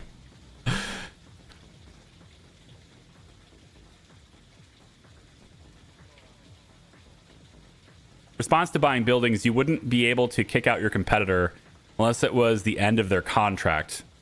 Hello, by the way, Charlie. I am from the past, Metal Freak. I remember you. The people who come in and say hi and comment regularly, I remember you. Good people. Lots of good people. I'm going to have to make an investment today or something. I don't know. Like I have all this cash, but now I have to save up for taxes in 19 days. So that puts a stopper in my real estate expansion plans. Like I can easily pay these taxes, right? I can pay these taxes if they just buy the buildings from me. If people buy the buildings from me, then we're good. And I could technically just probably pay the taxes tomorrow or the next day. Because that will give me enough. But then I can't buy the other buildings because I have to spend the money. And they didn't buy it today either. They didn't take it today either. So like, I just go another day, I guess. It's Friday. Just go another day until they do. That's the whole point, is to do that. So yeah. Random tax facts with Charlie. Hey GD, how are you? Okay, well that's 6 million. So one of the buildings sold. So we got one of them sold. So let's take a look and see. That was the cheaper one. So one of my real estate. So I only have this one left. And I'm trying to sell it for 18.7. I'm hoping that this is low enough. I don't know. We could raise the rent. And thereby raise the cap rate. Make it more attractive. I don't think they actually measured that in this game. it doesn't seem to change the market value at all. So a commercial property's market value has almost nothing to do with its location and everything to do with its revenue. And so in general, I could make this property worth more if I have renters willing to pay this over this. I could just, if I raise the rent, the property can be worth more as long as people are actually paying it. Yeah. But that doesn't seem to be factored into this at all. Hey, damn, I don't know that language, so you're going to have to speak English if you want a response from us. Because we, it's not that we're against other languages or anything. It's just that we don't understand them, so we don't know how to respond to you, and therefore it's ineffective. So, try English.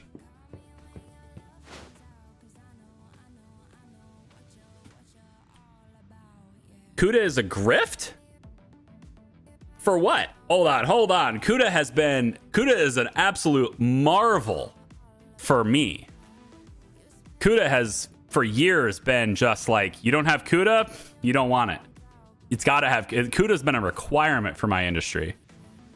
But, maybe if you're talking about like non-video related things, because Kuda cores are just a sensational thing that was added decades ago, or a decade plus ago. Oh, it's a grift because they refused to make it an open standard. Okay, you're more or less talking about the ethics of CUDA. I mean, I don't know. Like they have, I don't have a problem with people developing something that has a lot of value and keeping it proprietary. I don't have a value. I don't have a problem with it. I mean, I get it. It would be more accessible for everyone if they just open sourced it. Yeah, but they're a for-profit company, so that's why. I need to call the bank today, don't I? I know I'm spending the entire time sleeping, but the whole point is to get Ingrid out of the game with real estate, and so I can't do that until the building sells. So like I'm waiting for them to buy the building. I need them to do that. Let's go over to the bank. 14 million. I don't want to pay huge fees. So if I go to, let's see, 318, 299, 28. Let's go and say that's 600,000.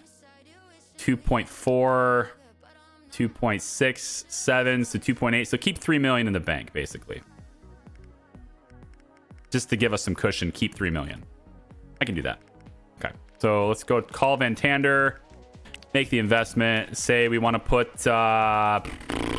let's do 10.9 just to really leave a little bit extra cushion. It's fine. We'll take that stuff out of our bank account.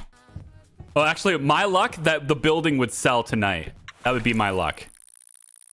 If that happens, it's just like, damn it. Like, whatever, you know? No, keep going.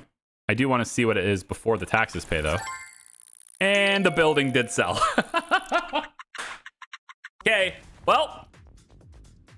Ooh, wait. We buy the building now. Right? We buy the building now. We can do that now. Because we don't have to wait 30 days to close and all that. We can buy it right away, right? So let's go over here to Eddie's Natural. Here we go. And it's 7.5. So we want to offer, let's say, 7.7. There we go. Kick her out. Cool, she's kicked out. Now relist the building. Let's say 7.2. Okay, so we'll take it.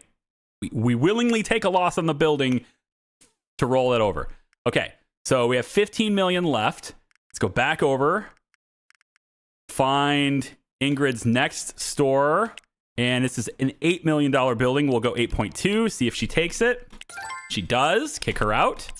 There we go. And relist the building now for, let's say, 7.6.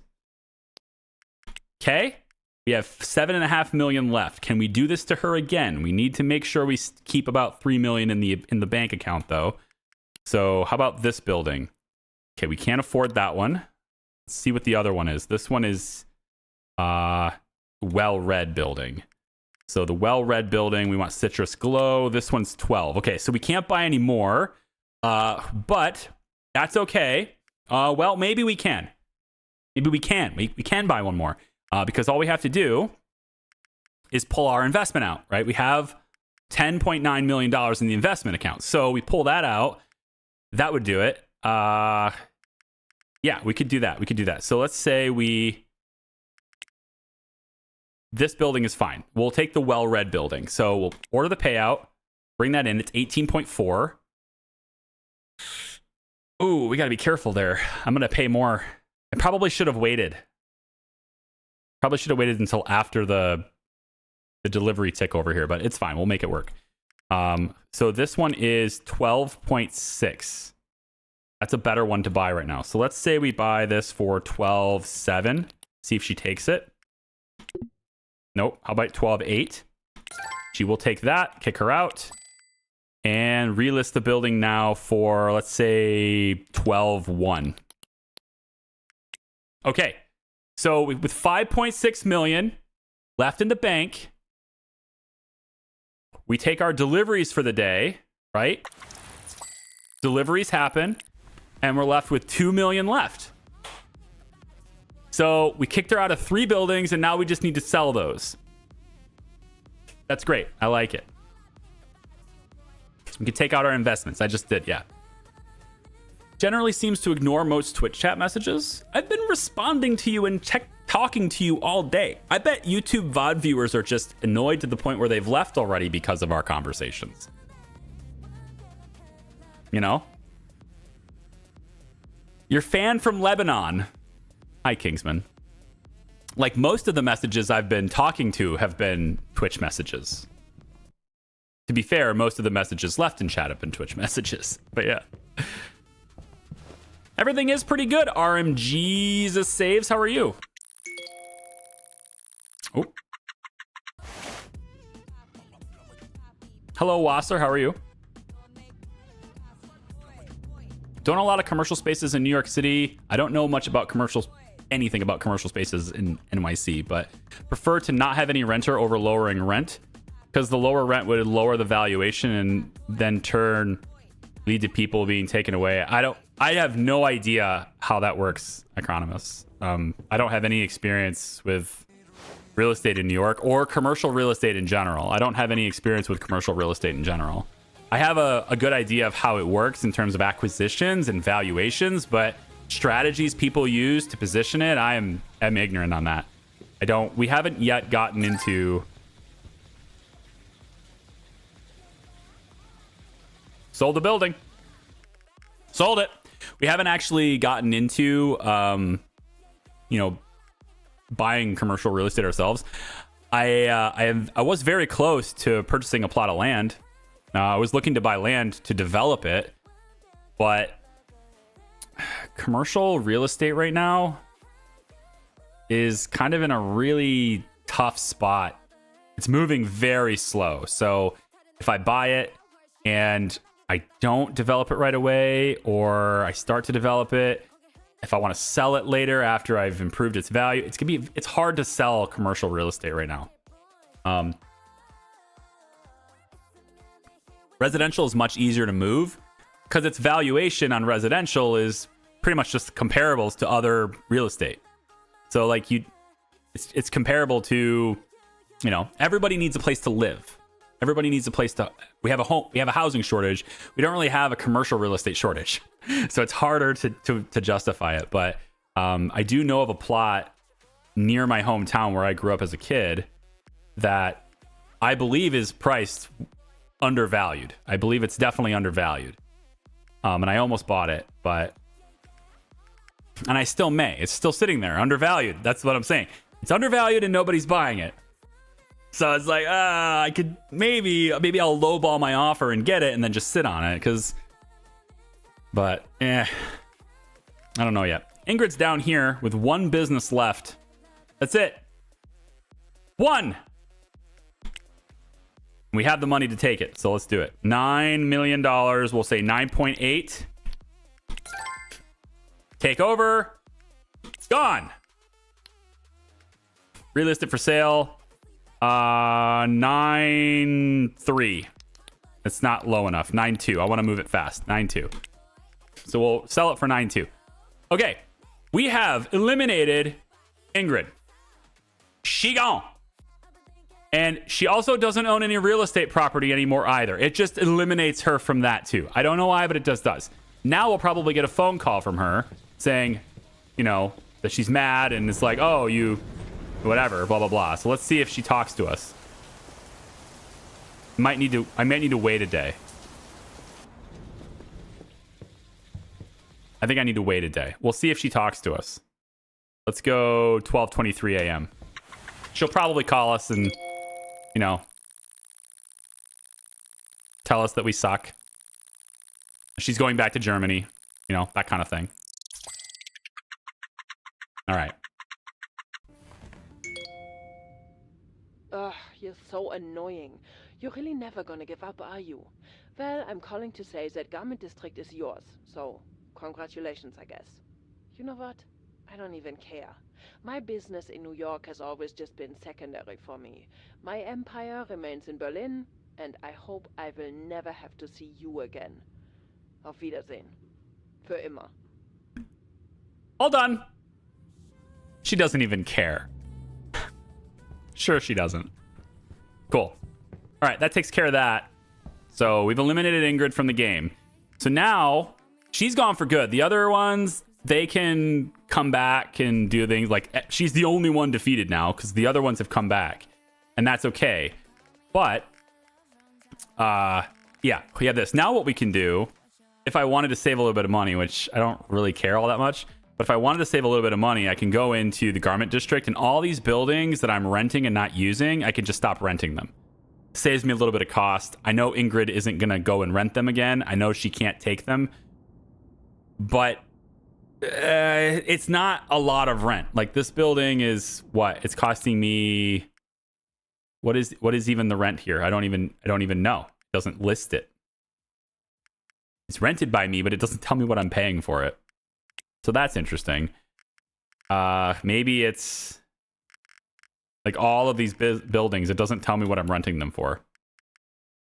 That's actually curious. If you ever want to know what you're renting your building for, it's not going to tell you unless you have a business there. Or even if you have a business there.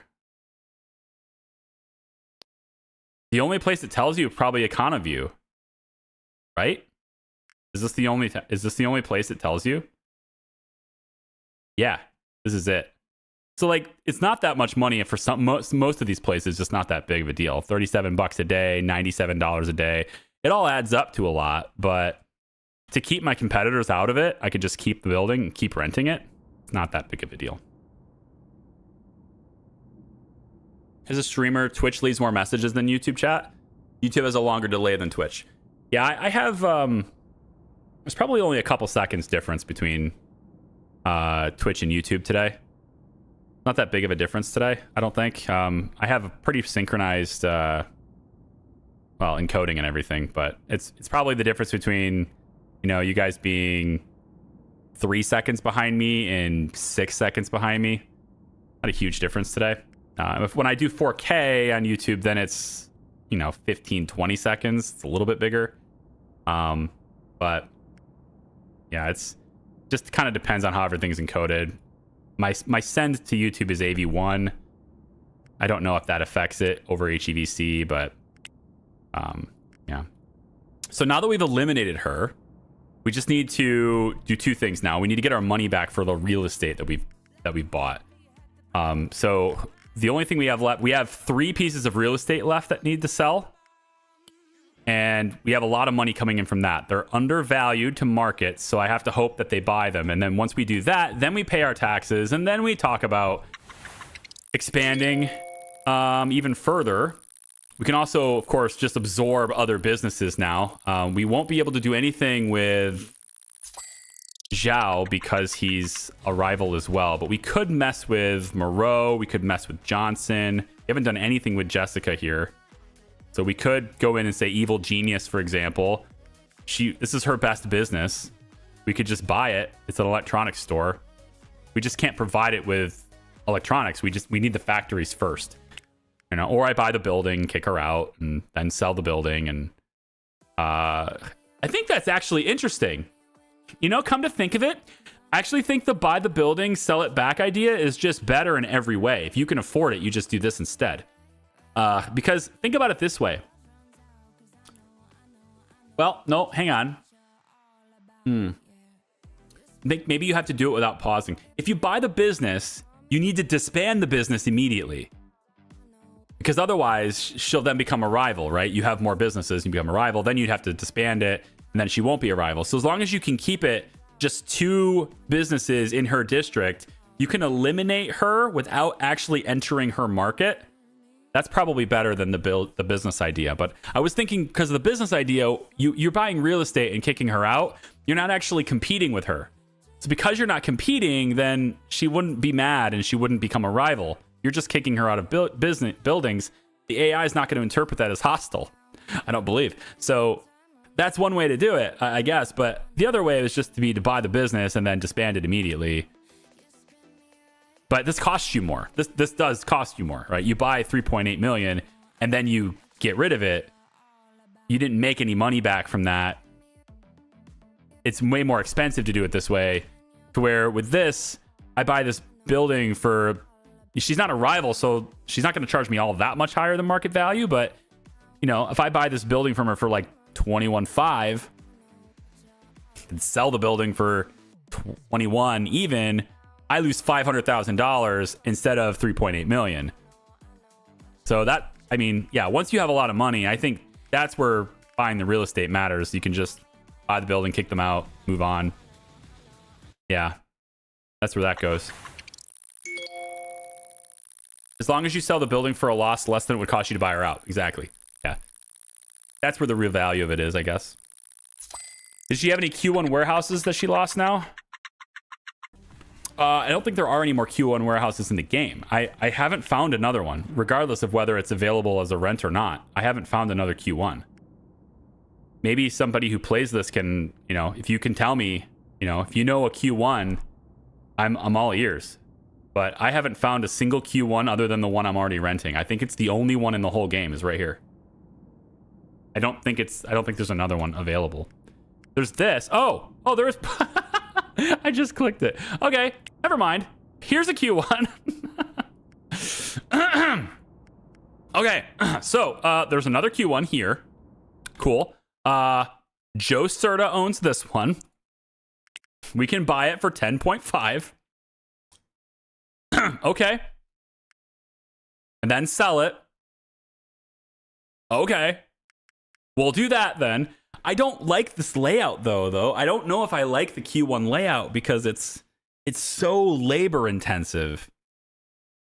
So I kind of want to see what that Q2 layout is going to do. I think I'd rather see that. This is a Q2 building, right? So maybe we rent this or we can just buy it for 10.3. Not sure why I would do that, but let's just rent it for $928. You lose $86,000 in the transaction.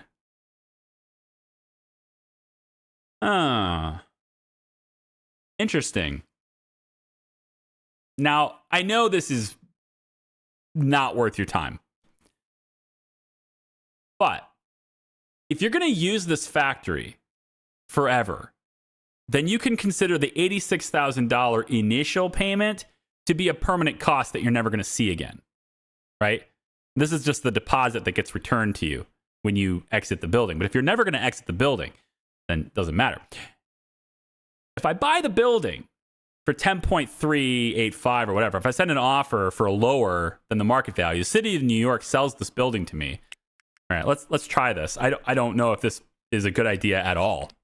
But let's see if I send the city of New York a value or like 9.8 as an offer, right? They don't take it. 9.9. I would assume that they would be a little flexible here, but I don't know. Does the city of New York really want to make a profit on their real estate, or they want to have businesses generating taxable revenue for them on an ongoing basis? Okay, New York, this ain't worth it. Okay, just sell it to me for under market value so I can then put it to work and you can collect the tax dollars from it. That's the smarter play for the city. but clearly they're not going to do it. But if I buy this, right, for 10, then when I rent it from myself, it's free. Plus, I don't have to make the deposit. So it's effectively $87,000 cheaper for me to start this rent. Okay. So then if I sell the building for basically what I paid for it, if I break even on the sale of the building later, that would require somebody to actually buy it, which is why I was trying to buy it under market value, because then I can have a better chance of making a small profit on it. But if that case, somebody buys this warehouse, I get to keep renting it, and it'll be the daily rent, but I don't think I've made the deposit anymore. So it's a way to save money. I know it's not worth it, but I'm wondering if that's something that could happen. Either way, we're going to do this. So this is the Industry City. We'll have this building here. We're going to go factory, and we'll call this one Electronics 2. This is RS2, but it's not that creative of a name, but we'll just do that. So this allows me to have another electronics factory, and then we'll use that design from the warehouse, from the workshop, I mean. We'll use that to build it. If you can buy all the factories of yours, I think it's better for your taxes. I don't think it helps you taxes at all. And the game rightfully doesn't. So it's weird. Like, and I don't know all the intricacies of it on a tax level basis. That's what an accountant is for. That's what our tax person is for. So I don't know any of that. And this is the first year, or next year filing taxes will be the first year my wife and I have ever employed another person to do our taxes. We've just been TurboTax like every single year, but it's getting to the point now where I'm every year as we, we're trying to build ourselves up to the point where we can retire early and also pass on things to our kids, right? We're trying to do things for the betterment of our family like that. And every year as we get more and more into it, it gets more and more complicated. And I have less and less confidence that what I'm doing is the best. And we've gotten to the point now where I'm pretty sure paying someone extra is going to save us more than they're costing us, because I don't really know what I'm doing anymore. We've gotten to the point now where it's just, I don't think this whole self-serve tax thing is designed for what we got going on anymore. So next year will be the first year we have a tax professional. Happens to be somebody my wife went to college with, so we personally know them and all that. So they are, they went to school for that. They work as a tax professional. So we're just going to let them do it. And so I don't know all the intricacies of it, but I do know that, you get tax benefits from owning real estate, amortizing them over many years, and how the whole depreciation of the buildings and stuff work, right? Because buildings depreciate, right? The land is what's appreciating, the buildings depreciate, that kind of thing. This is Saturday. I can go one more day. But either way, I'm pretty sure that's not calculated in this game at all, because my tax bill from the IRS doesn't even mention real estate purchases as saving me any money. It doesn't seem like, anyway. The rents I'm paying, here it is, like the rents that I'm paying on each of these are tax deductible. All of these buildings, I've been paying rent this whole time on all of these buildings. All of that is tax deductible to a percentage, right? Not the entirety. It's still costing me money every year, but there's a deduction for that expense. So all of that's happening because these are operating at these are technically operating at a loss, right? But the real estate, all I'm paying is estate taxes for the ones I own. And I don't even know if I am paying this for, I don't think I had to pay any estate taxes on any of the buildings that I owned unless I owned them on the day of taxation. So I feel like, because I've owned more real estate than this, and it was only the 2 buildings that I was taxed on. So I think on the day it ticked over and taxes are now due, like on that 60 interval, I think that is those are the only buildings that I'm being taxed on here. But tax deductible expenses, it doesn't show any real estate. So I don't think it's having any impact on me in the game.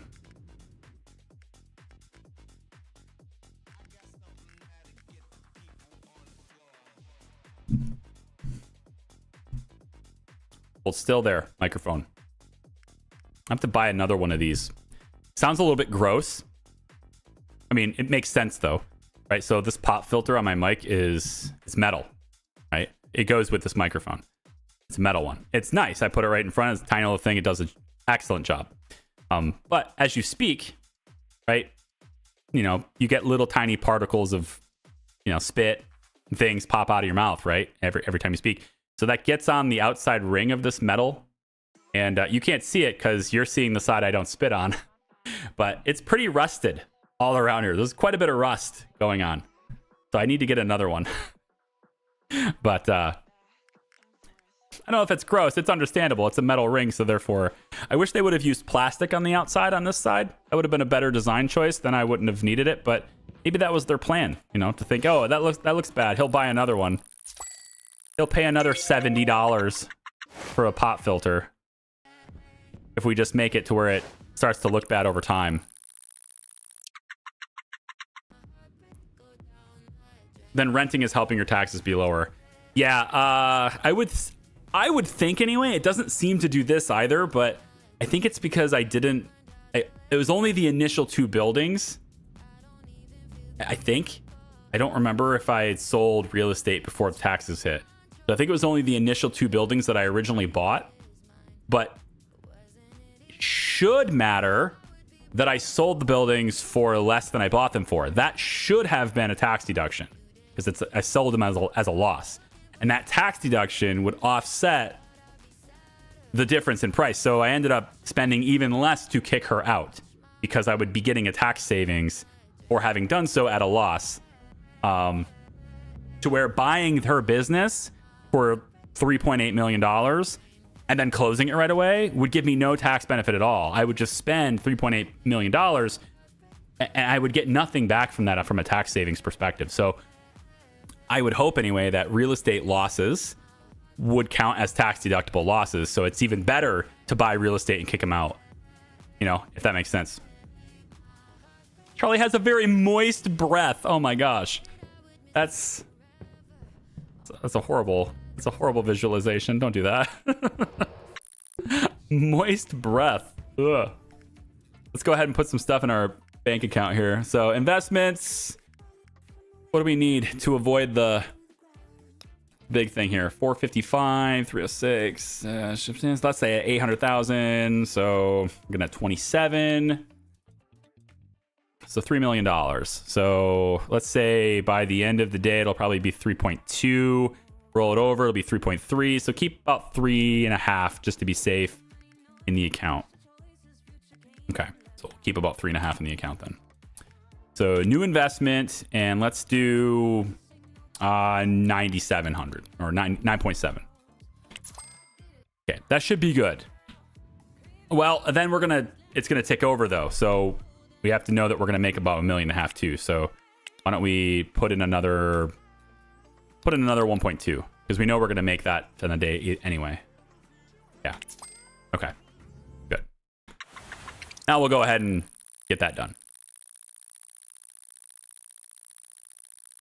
New Zealand. Yep. There you go. How are you? Did you eliminate the German? I did. The German is gone. We have eliminated the German. 385K left in my account, and it looks like everything happened exactly as it should. Yep, there we go. We're just not getting all of our deliveries done because we're not making enough of them. Not enough inventory at warehouse 1 to deliver the following items. That should not be happening. The clothing shouldn't be happening. Jewelry makes sense. The clothing should not be happening. Expensive male. Modern expensive male clothing is not being produced.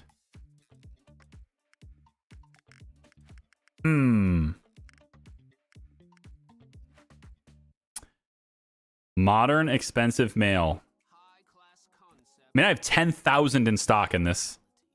Modern expensive male only has 626. Wow. Why is there such a huge difference between those two numbers?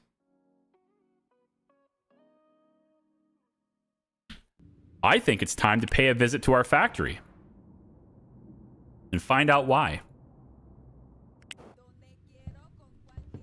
Let's get a quick bite to eat first. and figure out why. Taxes are due in 8 days. I need someone to buy the buildings. If they don't buy the buildings, then I'm not going to get my tax dollars. Just take a taxi there really quick and see what's going on here. It's loud. Turn it down for you a little bit. All right, so this is where the expensive fabric is getting kicked out. And this is where modern expensive fabric comes out. And this is the female line. So the male line is over there. So I need to go around this guy so I can access the expensive male line and figure out why it's not working. This is modern expensive female. Modern expensive male. Let's go into interior designer really quick and just see things. So this whole here, like this isn't happening. We're not getting stuff delivered here. That's interesting. I need to somehow, like, they're not on the lines. Like, all of this is backed up, but this isn't happening as fast as it could be. I need to get over there. How do I get over there? Because I want to see it running. I can't go that way. Yes, I can. I like that apple. Get over there. All right, so over here, I would have thought that this would go faster, but I guess not.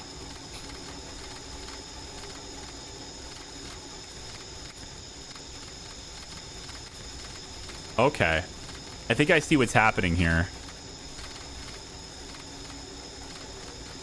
Well, I mean, half the supply is going this way and half the supply is going that way, but I need more. I need more laser cutting machines. I think I need another 2 laser cutting machines here. I thought my ratios were good, but I guess maybe not. It's more challenging than it seemed at first. Yeah. Yeah, the beginning is... There's a lot to do in the beginning. And the game is nice because there's a lot to do in the beginning, there's a lot to do in the middle, and there's quite a bit to do near the end, but it starts to become less meaningful for me at the end. Yeah, I think I want 2 more of these. The issue I'm having, though, is that there's already lag times. I think that's the problem. There's too much lag time here. Yes. Okay, this is the issue. I can fix this. I can fix this problem very easily. Okay, I know how to fix this. We're going to go to... This problem is going to be solved very, very fast. We're going to go over to the... Where is it? Where is it? Where is it? Nope. Yes. Right? Yes, no, yes. No. Definitely not. It's this one. We're going to go in here. And we're going to get... one more. I think one more would do it. We need one more input station. And then let's get a couple of... I think one more conveyor belt will probably do it too. We'll get 2, just to be on the safe side here. All right, so we're going to add another fabric input. I probably have the same problem with the Classic 2. I should probably evaluate that before I came over here. And then this is the problem with taking taxis, is you sort of need the taxi to be here in order for it to take you back. But yeah. So the laser cutters are not running at 100% because they're weighed to 10 minutes instead of 15. I think I was thinking about 15. Because they're weighed at 10 minutes and there are 12 of them, right? They are operating faster than the input station. The input station is limited. You can only push out a little bit at a time, and that ratio's off. So we're going to put out here. We're going to add another input station, and that will solve this problem. So what we want to do is we'll place another one, let's say here. This should be okay. We could also do it this side too. Let's move over. Let's place this, and place this. And get out of the way, go design mode. Okay. So we have 1, 2, 3, 4, 5, 6. Each of these, 10 minutes. Okay. Then we have these here. When I have 10 of these, that means I'm processing 1 per minute. That's the maximum for the input station, is 1 per minute. But I can process 12 in 10 minutes. So my processing time here is faster than my input here. So by adding another one of these input stations, I can saturate these entirely. And I believe that will make up the difference enough to start getting these things to work all the time. I think. We'll find out. So we're going to take a couple things I need to do here. First thing I need to do is I think I'm going to temporarily close the whole place. Then we come out here. That allows me to move this station. I'm going to do this. And then do this. And then do this. That will take care of it. Then reopen the station. Reopen. Okay. Now I'm going to take and hire one more person. That was an interesting delay. Now I need to hire one more person to work here. So we have lots of factory workers. So we'll just grab somebody. Seems good, man. Let's take the 19-year-old instead. And Priority Clothing Co. Hire. No, I need 4 more people. Need 4 more people because they have to work the whole schedule. And then you need to also have for like weekend accounting. So giving people days off. So I need 4 people per station. 1, 2, 3. I'm hiring all the young people just because 4. So we're going to put you to work at Priority Clothing Co. There we go. Then come back over to Priority Clothing Co. You can do it. There we go. And I could just assign them really quick, but I am going to do this anyway. And it's going to make a nice fragmented schedule that everyone will love and hate. Oh my gosh. All right. Why don't we have it try this in the background? But now we have an extra person here. That's great. So now what we would need to do is have Fabric Expensive be loaded here too. Fabric. Where is it? Fabric Expensive. It's in alphabetical order, Charlie. There you go. Now they'll grab it from the shelf as designed. And we will see much more of it coming out. Although it looks like there's a bit of a bottleneck here now. There is. There's a bit of a bottleneck in that it's stopping because of the splitter. I don't like that. So we're going to change this a little bit. We're going to change this to where there's no splitter now because it kind of doesn't matter, right? We don't need the splitter anymore. It's moving. Hang on. Come on. I can move it out of the way now. Okay. So we can now just change this to be like this instead.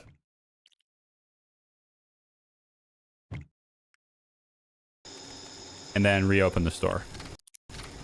Okay. Now there's no delay there, and each one can feed each side. They should be able to feed faster than we can process.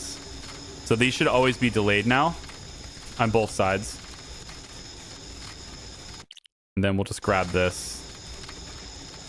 I could sell it. I'm just going to sell it. It's not worth trucking it over to another factory, yada, yada, yada. Just sell it.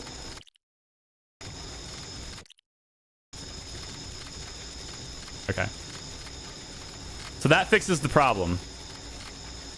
Now these things can run a lot faster. Now this is having its supply split again over to here. So that was an even bigger problem because they're also splitting it this direction. 1, 2, 3, 4. Ooh, do I need another one? I think I need another one. Let's just count them. 1, 2, 3, 4, 5, 6. That's 12. 13, 14, 15, 16. Okay. But Okay, but 1, 2, 3, 4, 5, 6, 7, 8, 9, 10. Got it. So that'll still work. There's only 10 machines that this one is feeding. That's exact ratio. So we should be actually fine with this. You know, the issue would have arose as if there was 11 for this one, because then there's like one last. Then I have to switch it again and just kind of like slide these guys down, you know, do it differently. But this is fine, actually. This will work.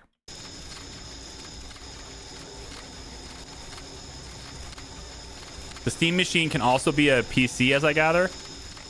I mean, I don't think it's going to be a PC in that you can run Windows software on it. Maybe Linux, though, right? So if you're into that kind of thing. I know, it's so superior. Nobody wants to put up with it. That's why not very many people use it. So flexible, so capable, so annoying at the same time. That's why. That's why Microsoft still dominates. That's why Apple has any traction. Because they make their stuff easy to use. And expensive, but easy to use. Oh. Well, Apple software is cheap. They basically, their Apple software is free. You just have to buy the hardware, but for the most part anyway. Okay, so that should help our clothing problem. And we shouldn't have any issues with that. What I probably should do is just double check the jewelry, because cheap jewelry is also not getting put in. I know we're not making enough of that, though. No, we're not making enough of that. That's the problem. We just have to import. So that problem is that problem is just importing more, because we were never 100% on that anyway. So that problem there is just going into my purchasing agent and saying, hey, I need more of that. And it's still at a shortage. So I'm trying to get more in. It's just not necessarily happening. But if I close this and let's say I want, 5,400 instead, that little bit extra should prevent it from being a problem on Monday. It wasn't a problem on Sunday. It's just a problem for like one day, right? We didn't have a cheap jewelry problem. See that? We don't have a cheap jewelry shortage problem on day 730 or 371. It's only on 372. So like that one extra day of supply, just import a little bit more and we'll be all right. And then get another factory that can make more, and then we have to import even less, but yeah, should be all right. Somewhat random question, Charlie. Are you going to watch Project Hail Mary next year when it comes out? Follow-up question. What is Project Hail Mary? What? How do you not know? I know. I'm sheltered. I spend all my time doing other things, I guess. I don't know if I'm going to watch it because I don't know what it is. They did say you could put on any OS you want. Oh, they said that. Okay. That's cool then. All right, yeah. I like I said, I think that Steam machine is going to be a hit. I think it's going to be a game changer. I think it's going to be very disruptive. And the dude can buy another yacht with the money from the console sales. Dude makes so much money for doing nothing. It's so funny. Good for him, though. It's a movie adaptation of 2021 Andy Weir novel of the same name. Yeah, I don't know what it's about though. I don't know the novel. So I guess does it have a trailer? Does it have a I mean, I don't know. Maybe. I watch a lot of things. Most of the time I watch them after other people have seen them and that gets rave reviews and I go, okay, well, I guess that's worth something and I'll watch it. Is it going to be safe for kids? Do I have to wait until they go to bed to watch them? I found that because I go to bed way earlier now, the whole like fitness, trying to stay in shape thing, because I go to bed so early now, yeah, I sold some real estate. I find if the movie is not kid friendly, I am significantly less likely to watch it now. because I just don't have the time interval. Like they go to bed, it's 9 o'clock, my son goes to bed. It's like, okay, cool. I could watch a movie, but I'm going to bed in 45 minutes. And I despise stopping a movie in the middle and watching it the rest of it later. Can't. Ugh. I did that with Tom Cruise, the Mummy. I know it's a little dated, but I haven't seen it yet, and so I was like gonna try to watch it. So that one's not gonna be safe for my kids, you know. So unless I want to give the poor kid nightmares, I didn't want to watch that one with him. So, you know, and some suggestively inappropriate scenes to go with it, right? So I had to watch that one in waves. Didn't care for that.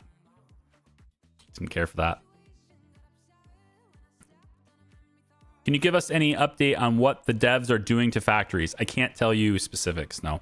All I can tell you, all I have permission to tell you anyway, is that they're changing. It's going to be very different and way less annoying. I can tell you that. It'll be different and less annoying. You will like the new system better than you like this system unless you're a purist of some kind and you're just like, no, I must have... I actually can't tell you anymore because I might give it away. But all I can say is that it'll be a significantly less annoying system. That's what I got for you. How are the drivers on Windows would be since it's a custom chip, right? Yeah, I don't know. I have no idea, man. I've heard that you can use the Steam console as a streaming PC, but it's not confirmed yet. If I can have it...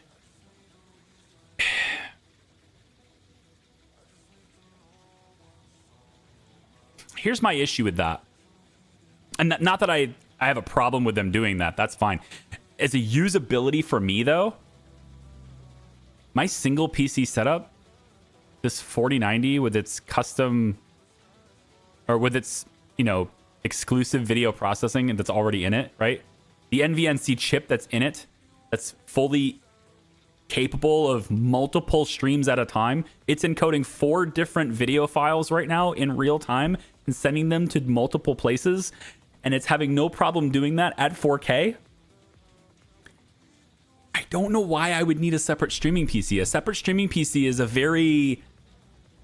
Like when I first got started, I didn't have it. And then I was like, I really wish I did because it was sluggish. It was slow. And it's like, I'm getting frame skips. And I was also playing Kerbal Space Program. And it was like, that's very CPU intensive. And the only way I could record, that would be the big thing. The only way I used to be able to record my stream in full quality and also send it to Twitch was to have GPU encoding for the recording, bigger file sizes, and then CPU encoding for the Twitch stream. And then playing something that was CPU intensive sucked. That was old, though. That was like back in 2016, 2017. With these new chips, CPU encoding is dead. There's just no reason to do it. Your CPU never needs to touch the video file. Other than there's a little bit of CPU activity in OBS just to manage the stuff, but like it just does not need it anymore. And so I'm like, again, 4 different video streams in high quality are being encoded in real time by this chip, one chip inside the card. So I don't know why I would need it as a stream PC. I mean, I guess for something like Anno was a good... We went through that, though. We did have a limitation with Anno. So maybe? Maybe? There's a hope for that to be necessary, I guess. If it can just sit on that shelf over there and silently do it, not be loud, because I'm worried about the noise on it. For me, I'm worried about the noise on it. But, I mean, it's going to be, I think, quieter than my server. But I have... You can't see my office, but, like, so... My office it's out in the open. Behind my back is just a big open room.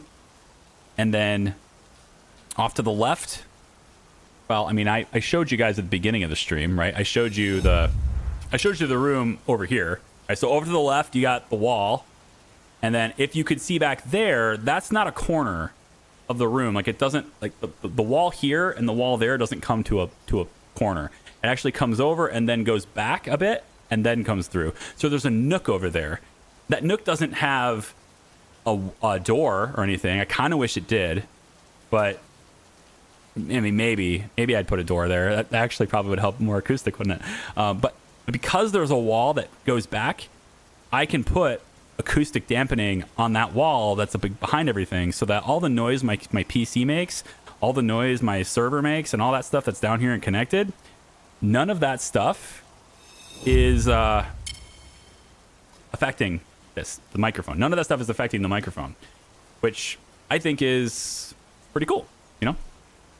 But the smaller that console is, if I'm really working it hard, typically you need a fan that's running really high RPM to cool it, right? So, because the fans can't be big, they got to be small to fit in the form factor. So I'm worried that if I work the thing really hard with encoding, that's going to be a problem. The other thing is, as you said, it's an AMD chip.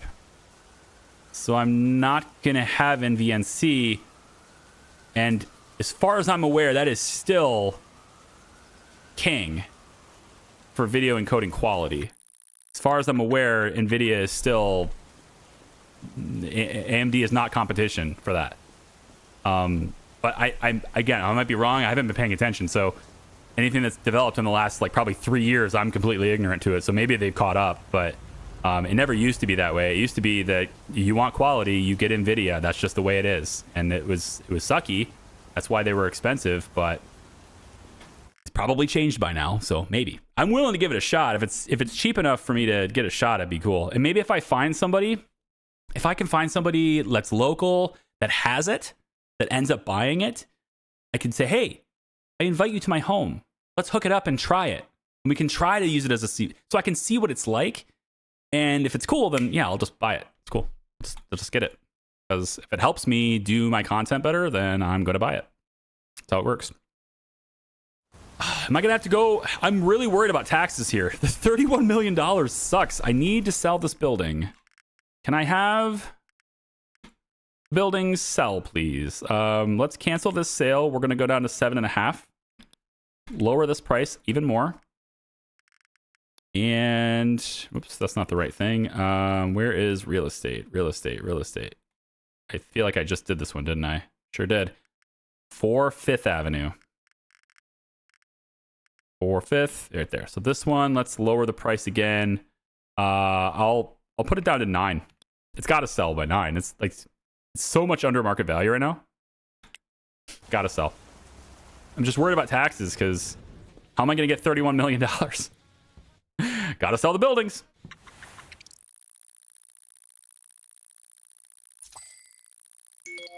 I think NVNC is still considered better than VNC, but VNC has gotten much better, I believe. What was AMD's setup? What was AMD's setup? Oh no, Intel had something going on for a while too, but people tried it and were like, yeah, this is great. And then they realized they had to buy an Intel chip for that.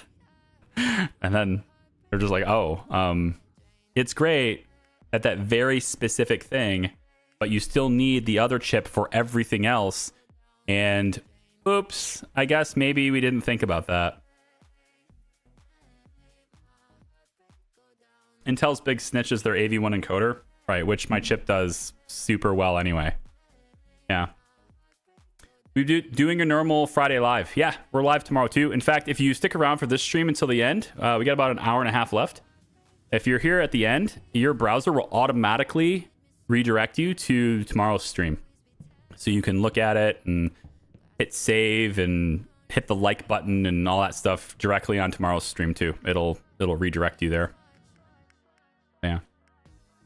And then also the youtube.com/Charlie Pryor/live will always redirects to the next stream if it's scheduled. So that will also start redirecting to the other one. Chicken attack. How are you doing, man? Chicken attack. I don't know how to do it, man. I actually can't hear myself today, so I have no idea how that sounded. I've been watching you since the first time you covered the crust and infection-free zone. I kind of want to revisit. I always get that. I get that kind of want to revisit Infection Free Zone. And then I get in it and I realize it's like, there's a better thing to play. And then I go play something better. It happens over and over again, but I could see a situation where I might stream an IFC. Streaming IFC would be cool. I don't know about videos on it, but I could see streaming it. That could be cool. Where are you playing on? Been playing between Mac and PC right now. Everything I do is on PC. I can't create gaming content on my Mac. I mean, I could, but there's no reason to do so. I have a lot invested in my PC that just functionally is better in every measurable way. Aside from, I guess, energy. Mac objectively is incredibly energy efficient for what it does. I do wish I could make my Mac my dedicated streaming PC and then have that be where I edit all my videos and have that just be, you know, the thing that I do. Because the media production workflow on my Mac is still superior. It just is. I love it too much. But the workflow of moving it from this computer to that one, that's enough of an annoyance to where I just don't do it. And I just use DaVinci here instead of Final Cut over there. But yeah. For HDR stuff, like my second channel, if you guys didn't know, there's a second channel too. I don't do a lot with it because I need this one to be doing really well before I put any time into that one, because that one makes less than 0.1% of the revenue that this channel does. So I can't exactly put a ton of time into that one if this one is starving. But I have had time in the past to do several games. And I've been trying to make my second channel a place where I can try to put HDR gaming into it. I just recently-ish, not really recently, but I just finished the Harry Potter game, Hogwarts Legacy. Just finished that one in HDR. Every video is crisp, awesome on that channel. So if you have like an HDR television, you can get full benefits of that. Over there. I've had Lamplighters League over there. If I did another XCOM playthrough, it would be over there. I basically put games over there that don't really work genre-wise over here. And but for any HDR content, I have to use my Mac.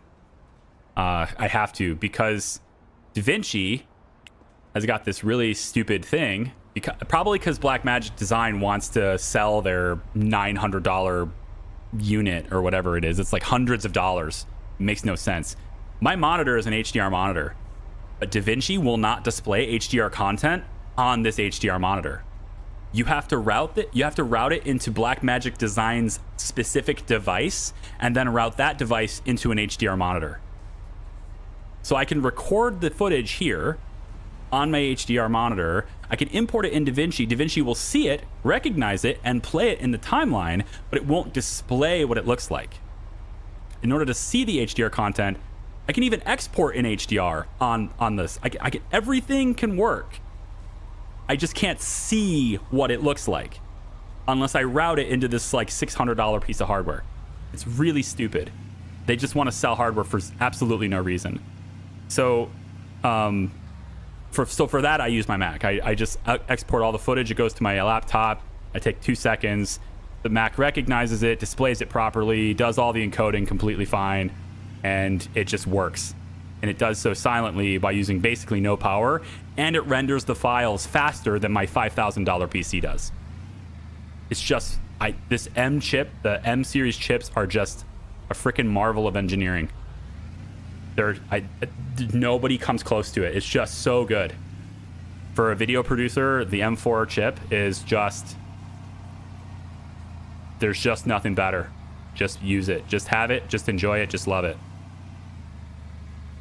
It's just so super good. Need to play some XCOM again? I'd love to, dude. I would. I was thinking about it the other day. I was like, you know what? Would be really nostalgic if I brought XCOM back. But I just don't have the time, right? This channel's got to be humming before I do the off stuff. I just don't have the time. I'd love to. I just don't. I want to have the time. Maybe one day, you know, trying to get I'm trying to get to the point where my wife can retire and just not work anymore. It'd be good. You know, I feel like we're realistically like maybe 6 years away from that. Maybe 6 years away from it. She at least wants to get a different job so that she doesn't have to work. Like, she has insane hours right now. She's an auditor for a public accounting firm. I mean, especially this time of year, it's very busy. She's just like working nonstop. And, you know, she'll be in her office at 8 a.m. and she doesn't leave until like 7 p.m. I try my best to do the whole thing with dinner, but I'm very bad, culinarily very bad. I'm going to use that as a word. If it's not a word, I'm coining it. Culinarily very bad. So like I can order out and just get things, but if she wants a very specific thing for dinner or the kids want something, then she has to make it because I don't know how. So, you know, I do my best to help her with as much as I can while not destroying dinner. But then when the kids are in bed, she has to go right back to work, and I hate it. I don't want her to do that. She's got to go right back into her office at like 9 p.m. and then she's working until midnight. And she'll go to sleep, tired, wake up, do the same thing the next day. I hate it. She hates it. She doesn't want to do it anymore. I think she could just get a different job, get something that's more traditional, 9 to 5, go into private industry, and be like, oh, look, it's 5 o'clock. Time to clock out now. That's what she should be doing. And I think we're maybe, I don't know, 10 to 12 months away from that. I think we're closer to that, to where we can look at how our budget is and how our lifestyle is and say, you know what? Everything is preserved. You can take a 50% pay cut now, and it will be no different. We'll have the same lifestyle even with a 50% pay cut. And at that point, then she can go into some private industry thing, and, you know, she's paid very well for what she does. But she doesn't need to do what she does anymore. So trying to get her to do that, because that will give her a lot of rest. It'll give her a lot of relaxation. I told her, you know, once we do that, we're going to celebrate by, I'm just going to like, you can go to the spa every day.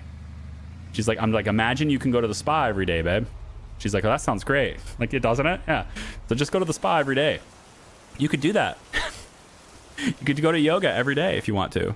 You know, and I think for that kind of thing, we're maybe 5 or so years away. But yeah, and she works entirely from home, Eric. Yeah, she works entirely from home. There's a few days where she does have to leave the office, her office, and go to the office. She spends maybe 1 day a month working at her headquarters for her company. And then she spends maybe 6 or 7 days a month, maybe on location at a client. But for the most part, she works from home. Yeah. You know, and she's gotten her career built up to where she has underlings now. You know, she's like a higher middle management, I guess you could call it.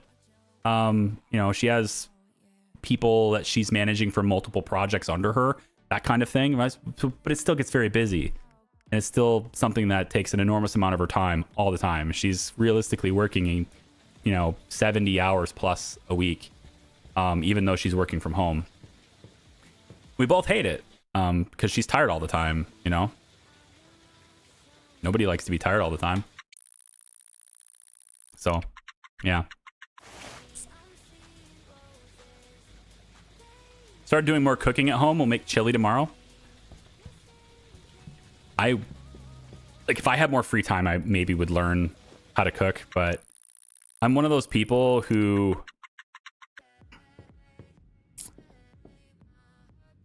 I tend to prioritize things that I really want more than I prioritize things that I don't care about, but she really wants.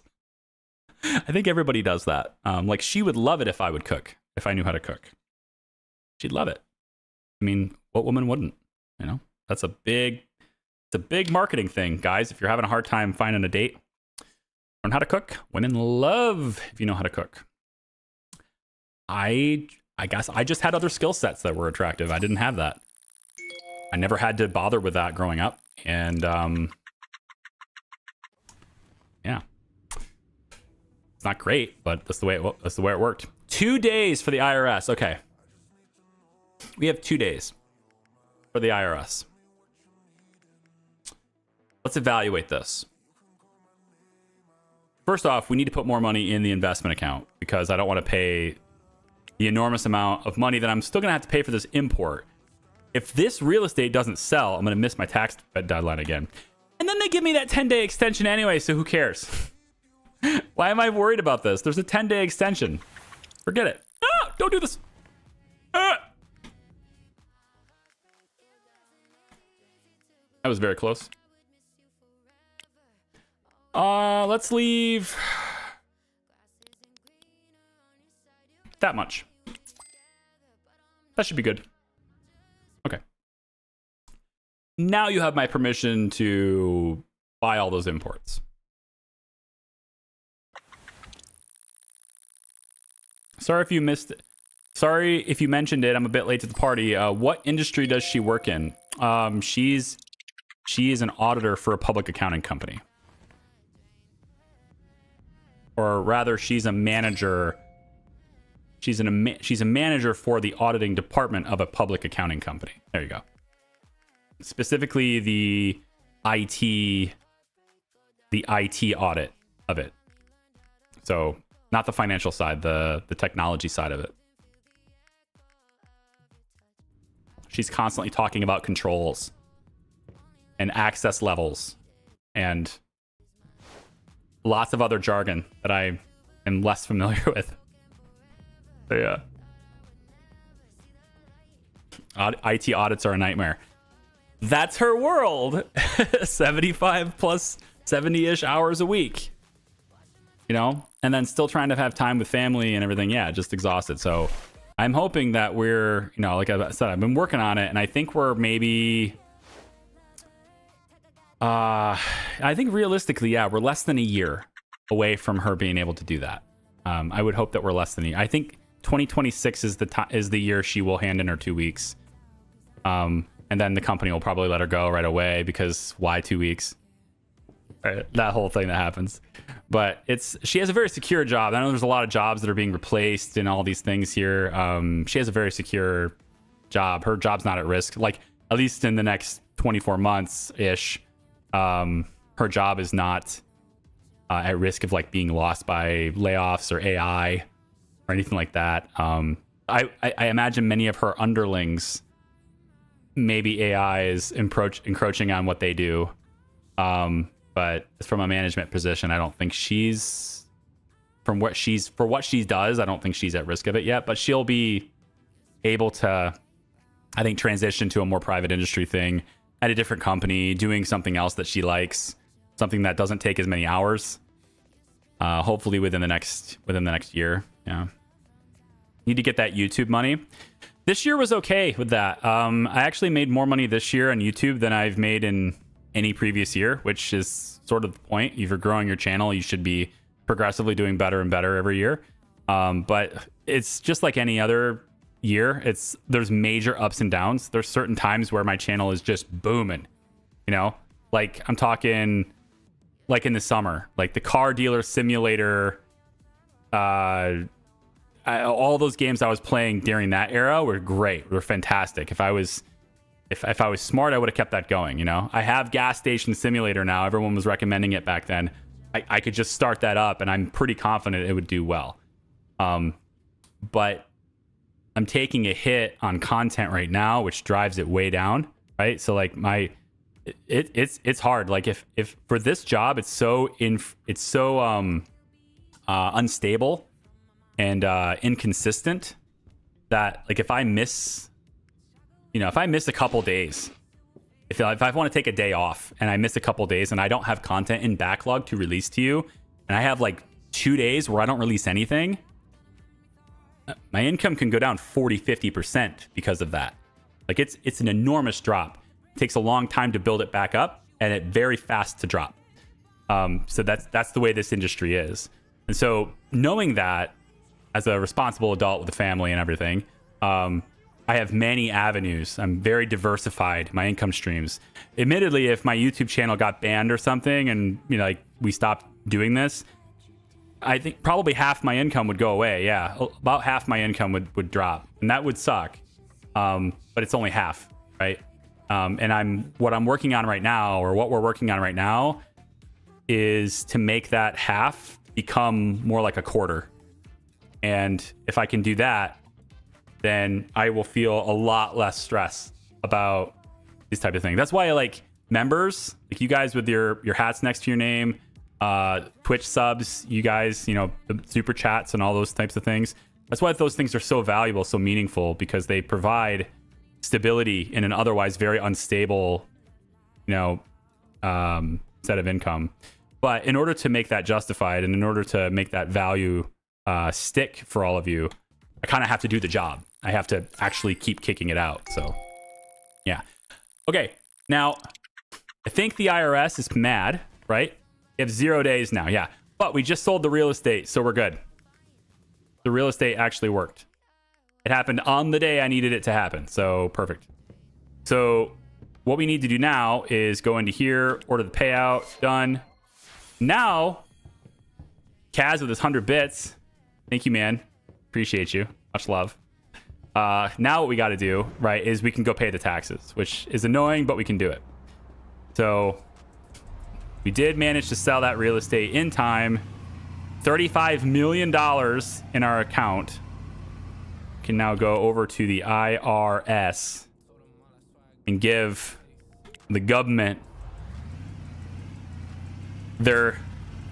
give the cabal their take. Give them their cut of all my hard work.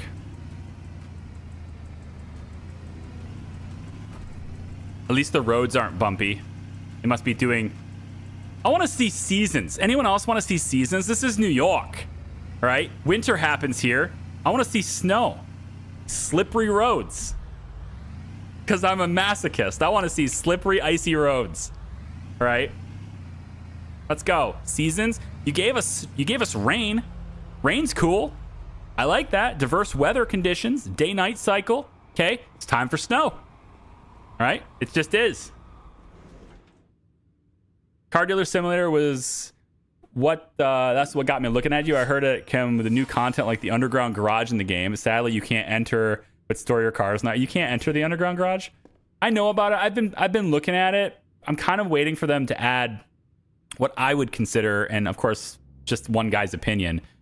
I'm waiting for them to add what I would consider to be meaningful content to the game, because they've added new things. But I'm less interested in a new model car, or being able to store more cars, or an employee that you already had is now doing more work around the thing. I'm less interested in those things. I'm more interested in how I can interact and engage with the game. And like having a different brand of car or having more places to store it doesn't really do it for me. I want more meaningful engagement, more meaningful interaction with the world space. And that means new locations. That means new NPCs that could potentially offer... maybe there's side stories. Maybe there's other people that you meet that, like your initial... uncle or whatever, right? You have, expand those types of things, random events, those types of things. I'm looking for something meaningful that changes how I interact with the game before I venture forth and do it again. But I do have Gas Station Simulator. I probably should look into streaming that because I got the key for it under the premise that I would cover it. And I hate it. This has happened before where I get it under the premise of covering it and I just never quite get to it. And I feel bad about it, but it's like beyond their marketing deadline now. There's never a promise to cover. But when I say I'm going to do something, I'd like to say I did it, I'd like to say that I stuck to what I said I was going to do. So I probably will, maybe I'll stream it next week or something just to see what it's like. But Eric, thank you for becoming a member on the channel. I appreciate you, man.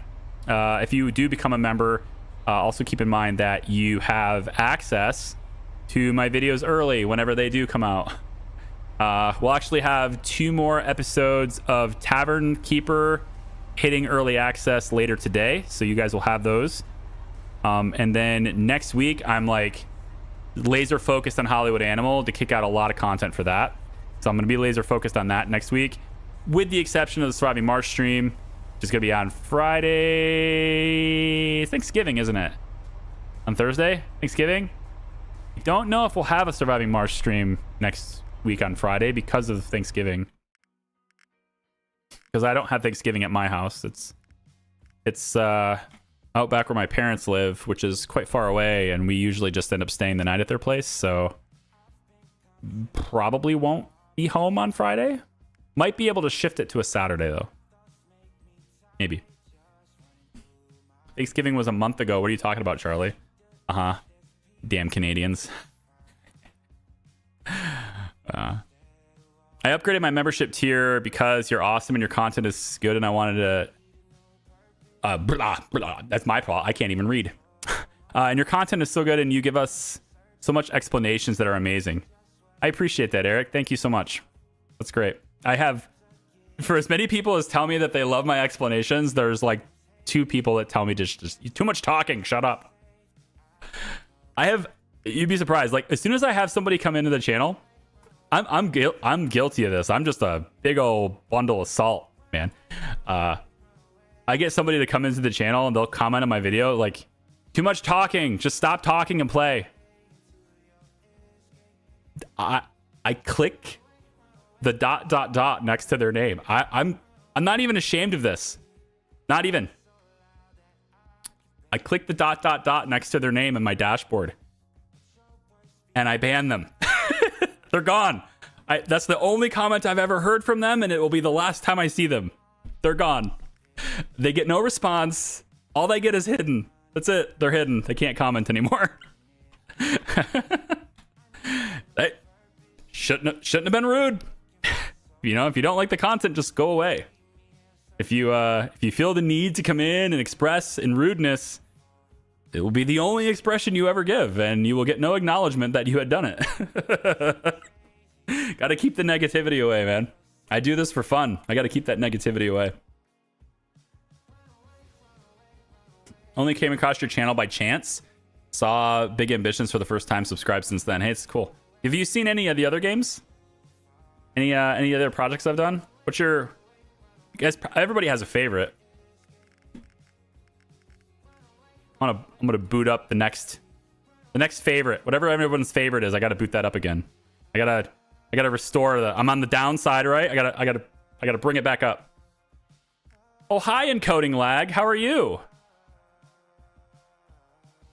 What? Okay, see, this is the part where I think Big Ambitions in the menu is taking up some extra resources. That's interesting. Super smooth. Skipping frames. How about that? Well, that's strange, isn't it? Right in the menu with nothing moving. Oh, I'm going to bring that to David's attention. We say, hey, David, guess what? I have empirical evidence that your game is running less efficiently while you're in the menu. That's interesting. Mordecai wants XCOM. Gosh. Oh. Tell you what, like, if I could release, like, sometimes I'm envious of Odd. All right. If you don't know Chris Odd, just look him up. Go subscribe. Hell of a content creator. Great guy. Sometimes I'm envious of him, though, because he can play a game like XCOM and everybody just like, whoosh, I want to see him play. And all I have to say is, maybe one day when I grow up, I will be as good at it as he is, and then everybody can watch me too. But it's great. It's great. I will say that we're definitely not done with XCOM 2 forever. But it has been many years. It certainly has been a lot of years. Yeah. Maybe the stuff in the background is still moving. No, the game is paused. When you open up this menu, the game is paused. Oh, there it is. I was like, where's the frame drops? There it is. Yeah. Yeah, weird. Like the time it takes to render a frame I know it's video nerd stuff, but like right now I can OBS is pretty good about telling you the stats on things, right? Like right now it's taking 5 milliseconds to render a frame. Oh, right there, it just popped about 9, but about 5 milliseconds to render a frame. Right here, 6 milliseconds, 5.5, 6 milliseconds. Okay. Pause screen, 8 milliseconds, 9 milliseconds, 8 milliseconds. So it's a little bit elevated even in pause. But right here is where it gets all janky and it gets really bad. 15, 17, 26, 25, 21. So it's in the low 20s to render a frame right now. And I go back to this and it pops right back down to 6.5. I don't know. That's weird. No.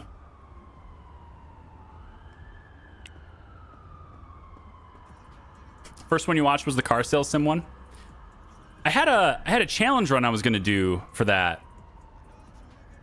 I've actually forgotten what that was now. What was my challenge run for that? I might have to go back and look at it. Somebody asked me the other day, it's like, hey, are you going to do that challenge run you said you would do? And again, I don't like saying I'm going to do something and then not doing it, you know? So I might look into doing that soon too, but not soon, but maybe like early next year. I want to make sure that if I start a new project, I do this all the time and it's annoying, even to me and to other people too, but it's annoying to me as well.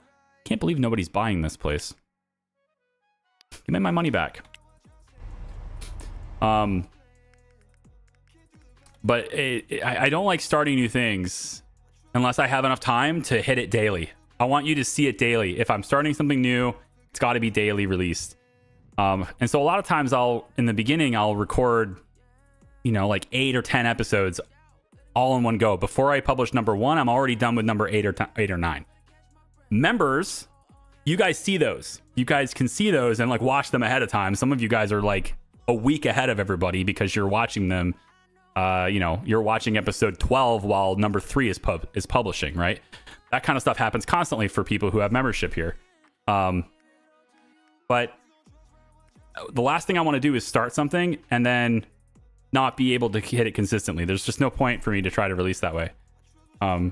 So that's why I'm kind of trying to wrap things up. This is going to wrap up.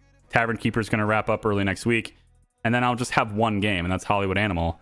And at least then my very limited time can at least be condensed to one project and hopefully release it every day.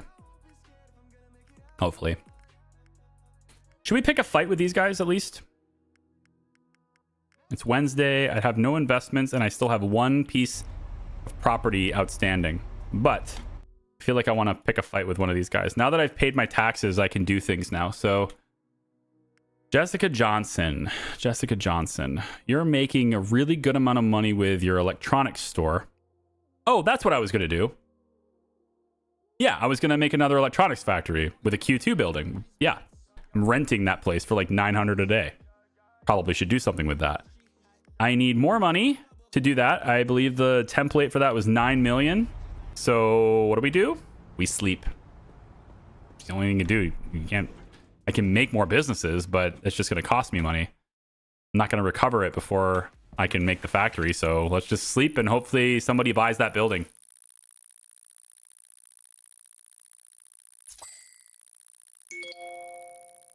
That is not a building sale. No, it is not. Not a building sale. Are there any games that you play just for fun and not for content creation? Yeah. I play Star Citizen a little bit. I got into No Man's Sky again somewhat recently. I say somewhat recently, like a month ago. I played that for a little while. Not enough to where I made any meaningful progress, but just dinking around with my little settlement that I've got, and I wanted to see some of the new stuff they had. And then shortly after I was done dinking around with it, you know, Sean had to go out and boom, here's another free update day, and then he just changed the game again. So yeah, guys, man, that company is so great now. Hello Games. I have a lot of people here who do not have any HR. Probably should do that too. Probably should have more HR. Maybe I should get another... Oh, Andrew Tran no longer has silver because he was just very expensive and it was annoying. So now I can fill Andrew Tran. There we go. Now everybody has it. I'm going to have to hire a bunch of factory workers for my new factory anyway. Just waiting for someone to buy the building from me. Gotta head out. All right, see you, Bluesy. Thanks for coming by, man. Thanks for keeping the community safe and all that. Appreciate it. Kaz, your favorite was Divinity 2. God, so good. Divinity and Baldur's Gate. Like, both of my collaborations with Joel, with Runaway Robot. Just, yeah, definitely. Both of them are in my top 5 of favorite projects I've ever done. Both of them are. It's just so much fun. I think collaborations in general are just really fun for me. I like to be able to lean on... You can lean on the energy of the other person, and especially if they're knowledgeable. I think Divinity was more fun, just slightly more fun for me than Baldur's Gate was. Baldur's Gate, I think, was the better game, but I think the experience in collaboration, it was a little bit more fun for me on Divinity, only because I felt like the knowledge gap between the two of us was much smaller than the knowledge gap we had with Baldur's Gate, because I would constantly... I wasn't sure of the... Like, he's really sure of the rules and how the game works because of D&D, and Divinity follows a whole different set of, a whole different stack of rules. And so I felt like the knowledge gap between us was much smaller, and that made it more enjoyable for me. But it's still like, when I say more enjoyable, I mean it was a 9.8 versus a 9.5 or something, right? It was not that big of a difference. They're just really, really good experiences.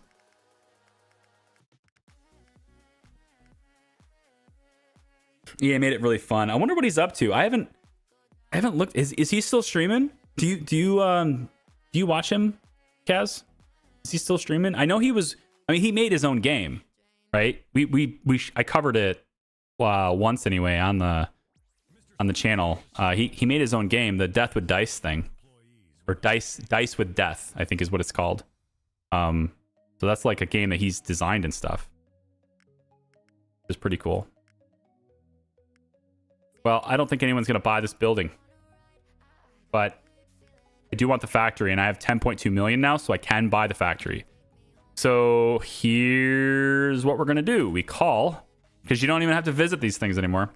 We just call the... Is it Stone Good? Stone Good, isn't it? Yeah.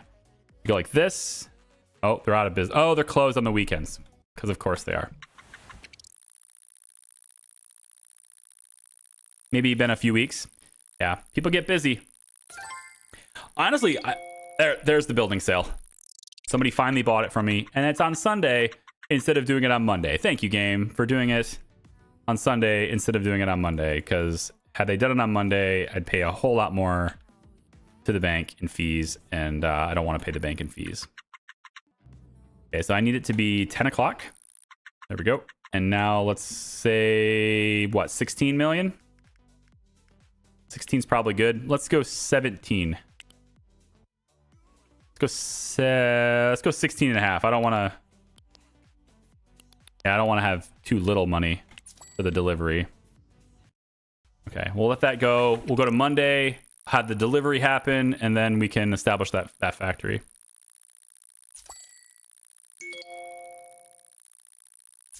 And the shipments arrive. Okay, now we can call them and have them install that stuff. So come over here, Stone Good, call them. Hi, can I help you? Yes, I would like you to set up Electronics RS. Oh, and I actually need the blueprint to be subscribed before I can do that. So let's go to Q2. And is there all electronics stores? Which one do I want? All electronic Q2. So I don't need all electronics. I just need them to focus on just the Zonoman phones and watches. I don't need all of them. Phone watch factory. That one looks like it's got a lot of storage. 10 million for that one, though. It's a little more expensive. Not sure if that matters. They have a lot of... See, when they have this much storage, there's a lot of belts there, too. I'm wondering if we could just... Like, this one's cheaper. And I like how dark it is. Like, everything is all really dark. I actually like the way that looks. We're going to use this one. EBA by Edwin0826. We're going to use this one. And then we'll have to go into the factory and make sure that we, adjust all the ones that are making the other brand and adjust them so that they're making Zonoman instead. So now we'll do this. So we can come over to Electronics RS2. Tomorrow is the installation day. Use that. 8.7 is what it says. 8.7 million after the installation fee. So that's pretty good. So we'll go ahead and do that. And then we, let's go right to the end of, let's 3 a.m. is fine. It'll be installed by then and then we can go check it out. With many of the games that I play, I keep restarting, so I end up not getting very far in the game. Every game is Skyrim. You're saying every game is Skyrim?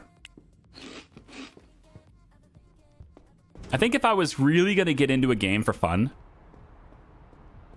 maybe it sounds weird in 2025, but I think it would probably be Skyrim, because I still haven't played enough of it.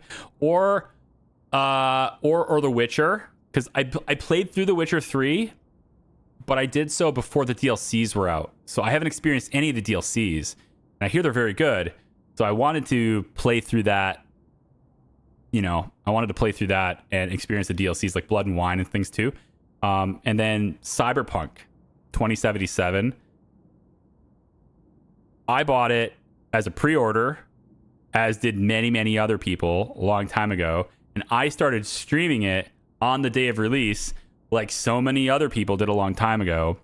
In my noobishness, in my young streamer noobishness, where I was like, hey, with my size, I can totally stream a AAA game and have a lot of viewership for it. That's not how it works. So I had that back then, but we didn't really play much of it. I think we pretty much played through the prologue, right? We played pretty much to the point where Keanu Reeves' character looks you in the face and is just like, hey, get up or whatever. And that's about as far as we got. So there's a lot more game to that. So I wanted to do that too. It's just one of those things where it doesn't fit for my channel. So I gotta have to do it on the second channel if I'm going to do it. If I was going to do it for fun, then that'd be a game probably I'd play for fun too. Yeah, for sure. Everything is so bright and shiny. It's a cool tone shift. Yeah. Skyrim's always the right answer. At least modding it is. At least modding Skyrim is the right answer. Playing it, it's hit or miss. Modding it, always. You just open up Mod Manager.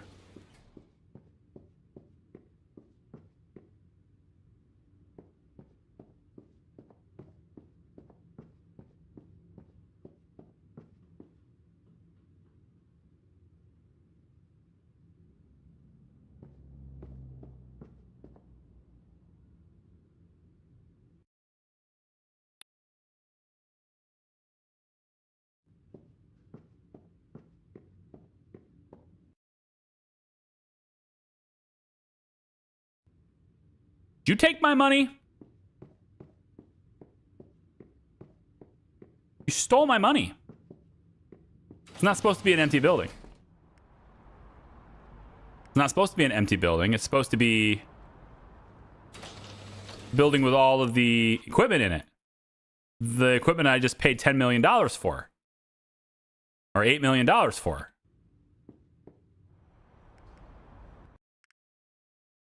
Okay, hang on. It seems we were unable to charge you the cost of the interior installation.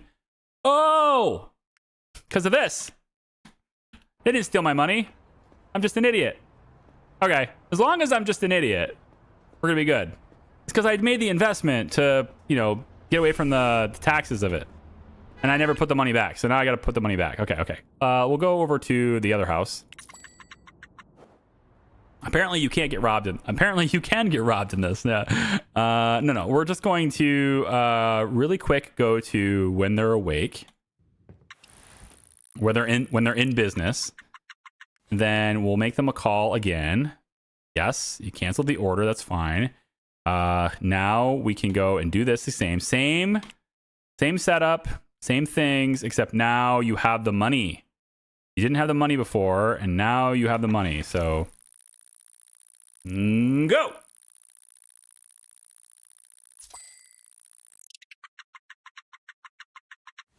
Okay.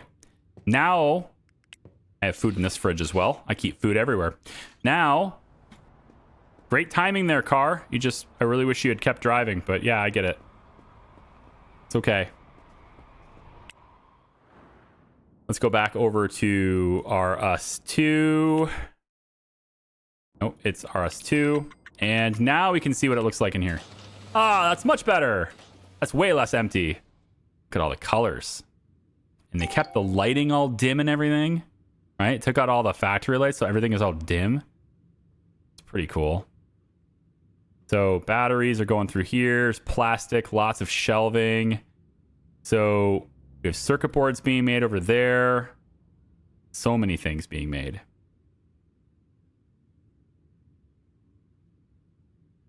Looks like a warehouse. It is. It's a big warehouse, but also a factory. Because all factories in this game are warehouses. Well, at least you make stuff as a factory by using warehouses. So the Zana smartwatches are being produced there. There's only 2 machines doing it, but there's 2 there. And then Zonoman phones are being made here. Okay. So Zonoman looks like it's a green area. I wasn't sure how they were laying this out. So I'm trying to figure out, okay, this is making an Artifish phone. We don't want that. We want them to switch this to Zonoman phones. And we can do that very easy. Both of the phones take the exact same inputs, so I don't know why you would make the Artifish. I don't know why you would do that.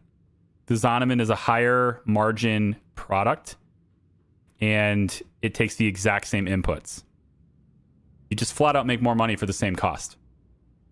So I don't know why you would make Artifish. So we need to come in here and change any machine that's making an Artifish thing. We need to change it to a Zonoman. Smartwatch, change it to Zonoman smartwatch. There we go. So now everything should be Zonoman in here. And now all we need are people to work here, which we can do. We also need things to be delivered here. That's a harder thing to do because you have to wait until Monday for that. But let's see, purchasing agents, maritime freight. You are sending things to the electronics store directly. Okay. What I need you to do is send it to the factory supply warehouse instead. So we need to change a few things here. We need to have our purchasing agent needs to send all batteries to the factory supply warehouse instead. So anything that's going to electronics goes here. So we'll go through those. Just get my body out of the way in case I'm in the way. Factory supply warehouse. Yes, electronics goes to factory supply warehouse. I don't really think it's just water. I'm not really using water yet, but whatever. It's mostly these. They all need to go to factory supply warehouse. Like this. Okay. So all of those are now going to the right place. Now, we want to go to our logistics managers. Factory supply warehouse is going to have that stuff. So we add 2 new destinations and we make it to Electronics R Us and Electronics R Us 2. There. Okay. So now what's going to happen is all that stuff, we change all these values, right? To where they deliver all these things there. Do they both take the same time to manufacture? No. Artifish phones and Artifish watches take less time. But the ratios are identical. The input products are identical. So you're going to make less Zonoman phones, but they're higher margin. So you could say, well, that's why I'd make Artifish, because I can sell more volume and you can meet demand with less machines. And that's true. You can. But if you can meet demand with Zonoman, you're going to make more money overall.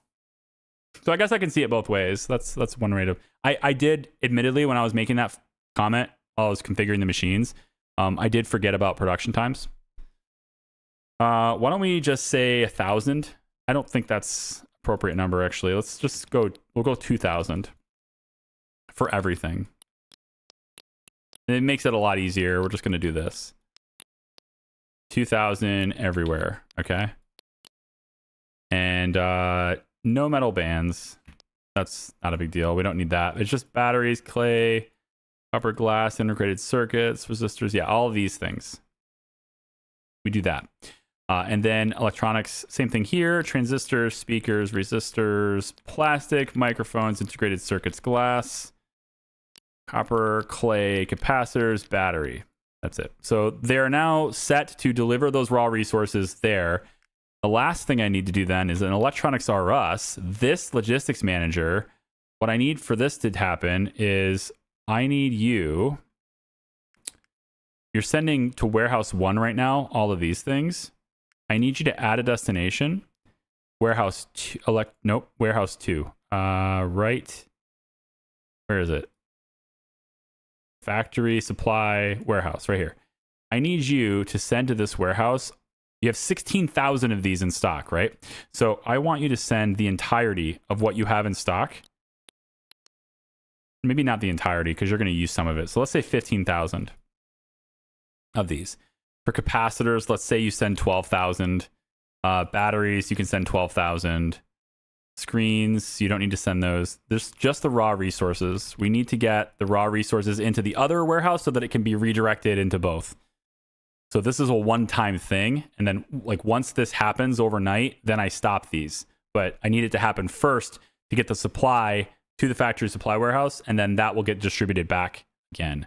Because there's a lot of it in here. I over-order so that I could do this and expand it later. So let's say 12,000 here is good. 12,000 here is good. Yeah. Microphones, speakers, plastic will go 11,000. I don't want to take up too much of it. It'll get replaced later, but I don't want the, like if I strip 12,000 of it out and now all of a sudden they don't have any, then they're going to stop production when they run out that day and then they won't pick up until tomorrow. But if I leave them a little bit more, then they'll go the rest of the day. I think this is it. Yeah. Circuit boards, none of those stuff matters because these are all secondary things. These are all intermediate products. They've been made from other things. Raw resources are really the only thing I care about here. And I think that's good. Okay. So that'll take care of that. Last thing to do then is hiring employees. And we're just going to go down, pick all the factory workers, everyone we can see, and hire them all. Right here. Factory worker there, all the way down to there. Hire every single one of you. You're all working at electronics store, or electronics RS2. 160 of you. Wow, that might be too many. Because I don't know how many stations there are, but that actually might be too many. Let's see.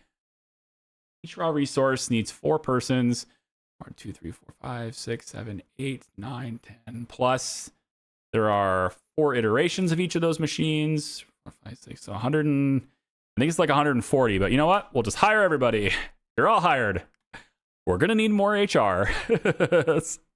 No doubt about that. More HR is necessary here. Okay, we've got that. Last thing to do then, while this is cooking, because it's going to take a while anyway, we're going to go over to Electronics RS2, schedule, and we'll just have this be a fast fill. Go. Okay. So all of that's going to happen.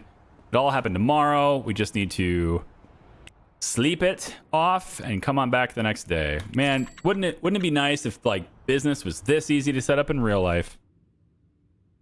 It's crazy. I hate how they made most electronics behind factories. How they made most electronic behind factories. What do you mean by that? You mean like the way it's made, like the way you create electronics in a factory? Just keep in mind, it's all going to get changed later. It gets changed, all right? It's going to get better, everyone. But for now, this is what it is. Which would probably mean that this save would not... I don't know how they're going to do save compatibility. With the changes I'm aware of anyway, the way they're talking about doing it, I don't know how they're going to do save compatibility between between the factory reset. And maybe what it'll be is like any factory you currently have will keep working. Nope, can't speak anymore. Trying to figure out how I could word it. Nope. Can't word it. Not even going to try.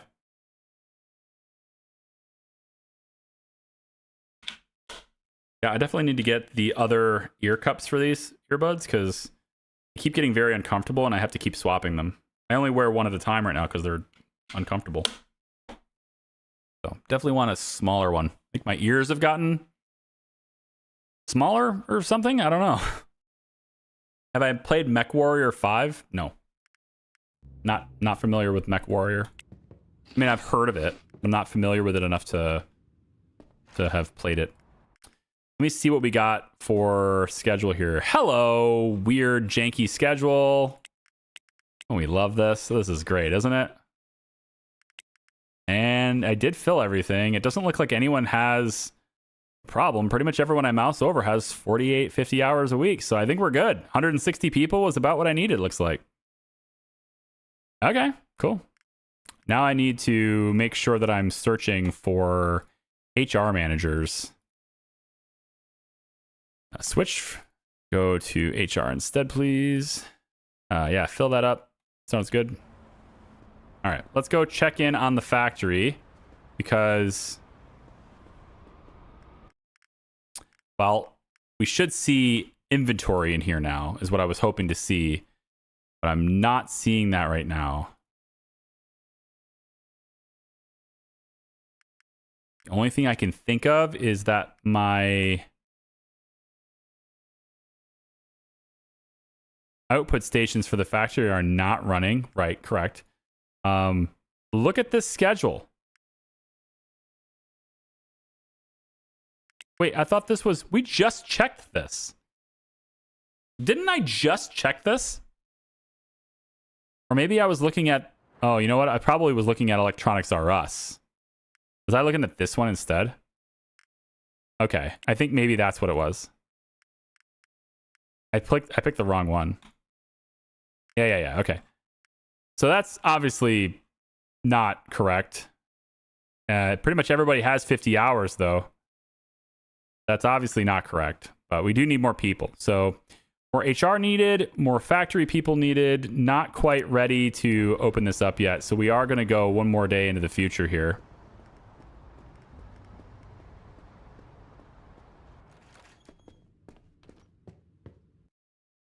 Yeah, so we'll go...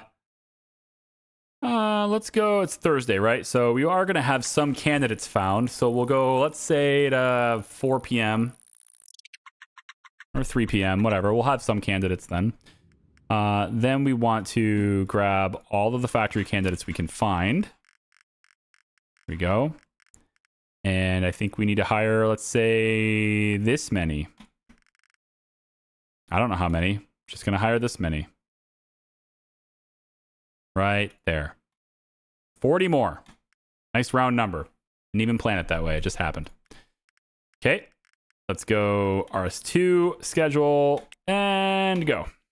Hopefully those 40 people get a meaningful job. And in the meantime, we also want to find an HR manager, which I need to hire and then get a desk for. So let's get a 100% HR manager. Let's get like several, if I can. HR, right here. All right. You want clean work environment, executive desk. You want standard fridge. I like you. You do. You're hired. Who else? 97, 98. The problem with 99 is they're going to have another demand at some point. That's the issue with 99. But I guess I'll just deal with that when it gets here. So fine. Both of you can work for me too. It's cool. Char Inc. Confirmed. All right. Let's go get 3 more desks. And then I have no idea where I'm going to put them because... I mean, my office is full now. I've got decorations and stuff. My office is very full, so I'm going to need a whole new HR building probably. And we will go here. No, we will go to Michael Scott's first. Hopefully they're going to close at 4, so we're not going to get there in time. Unless... Do we cheat? Oh, you know what? Just call them. Just call them. Just call them. Okay. I want you to deliver tomorrow morning. We're going, let's say 4 computers, 4 desks, and 4 chairs. I don't know if we're going to need more advanced stuff. Let's hope not. And we'll just have that delivered. Okay. Done. Yeah, that's no problem. And then hopefully you have an inventory. It doesn't look like anything's in stock here, which is weird because I just told them to do that and they didn't deliver it. Why not? Why isn't this stuff delivered? There's nothing on the shelves, despite having told you.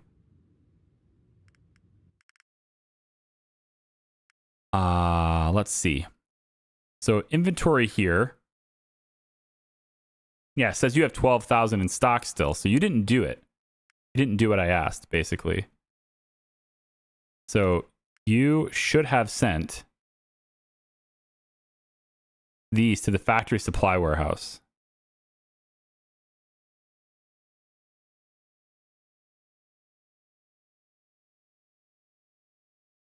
Whoa. Wait a minute, all the stuff I want to send is not even in the list anymore. It was in the list. It's not in the list anymore. Huh?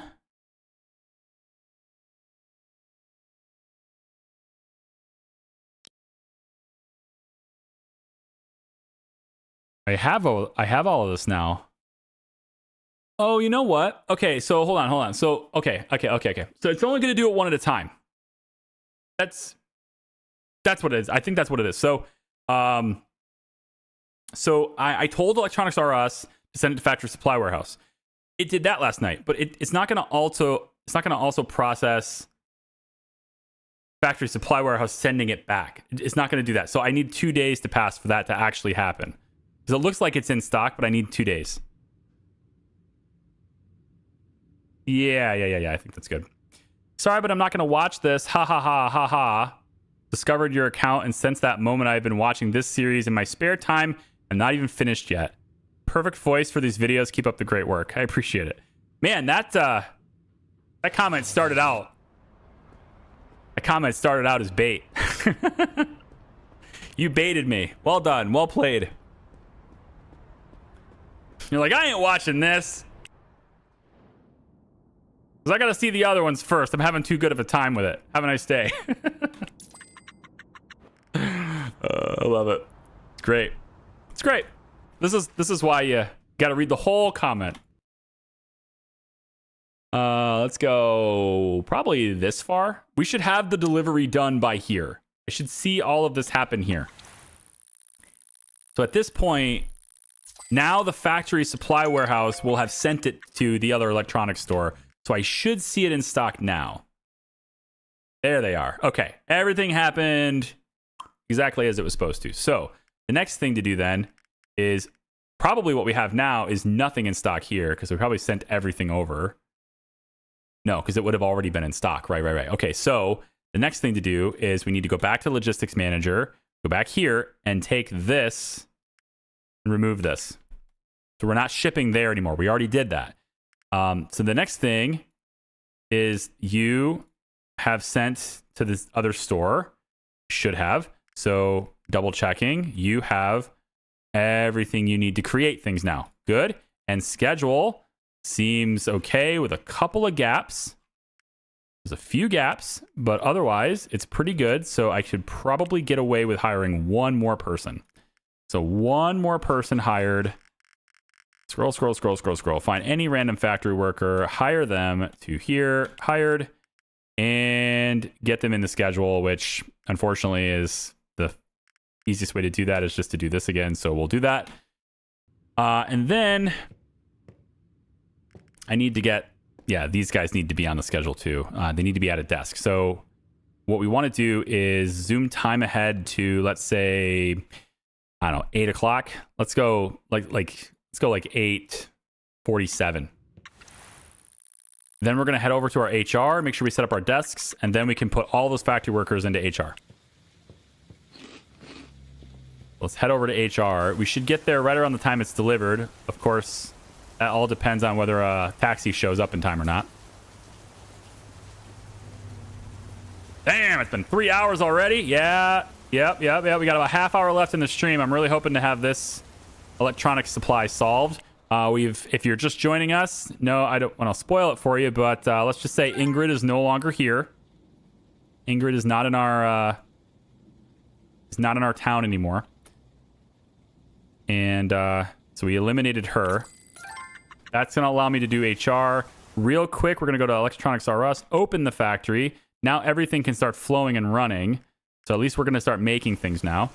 And then here's my HR, or here's my HQ. There's not a whole lot of space left for desks, but I am going to go ahead and sell these for now. If we were going to upgrade our building, we would have had... Oh, I like how I can move that even though they're sitting there. I didn't realize I could do that before. Well, that's neat. So 1, 2, 3, 4. There's my 4 desks. So all I need now is the ability to access this while in design mode. And then I'll be great shape. Here we go. Enter desk, put it there. And this desk can go there. And I'm kind of at my limit without removing other decorative stuff, I guess. But I'm at my limit on the space for this office. And then chair, chair, chair, chair. Outstanding. All right. Last thing then is HQ, schedule, put you in, put you in, put you in. I have 1 spare desk, 2 spare desks. So I have 2 spare desks. Great. I have, apparently having 20 HR managers is an accomplishment. Cool. We're going to have 1 more. If I can find it right there. 97, 98, 100. Perfect. You're awesome. Put you in there too. Extra desk. Seems good. Okay. From there, HR managers, add plan, add plan, add plan, add plan. Get you like that, like that, like that, like that. And then fill. I probably should do this in the other order just to keep it clean on the UI. 40 and 40. Ooh. There's still more. Great. Andrew, you can take him. Yeah, Andrew fills. All right, good. Everybody has HR now. Everybody does. It's fantastic. All done. As I stand here in the rain with less than 100% happiness. Yeah. That's a new feature, Charlie.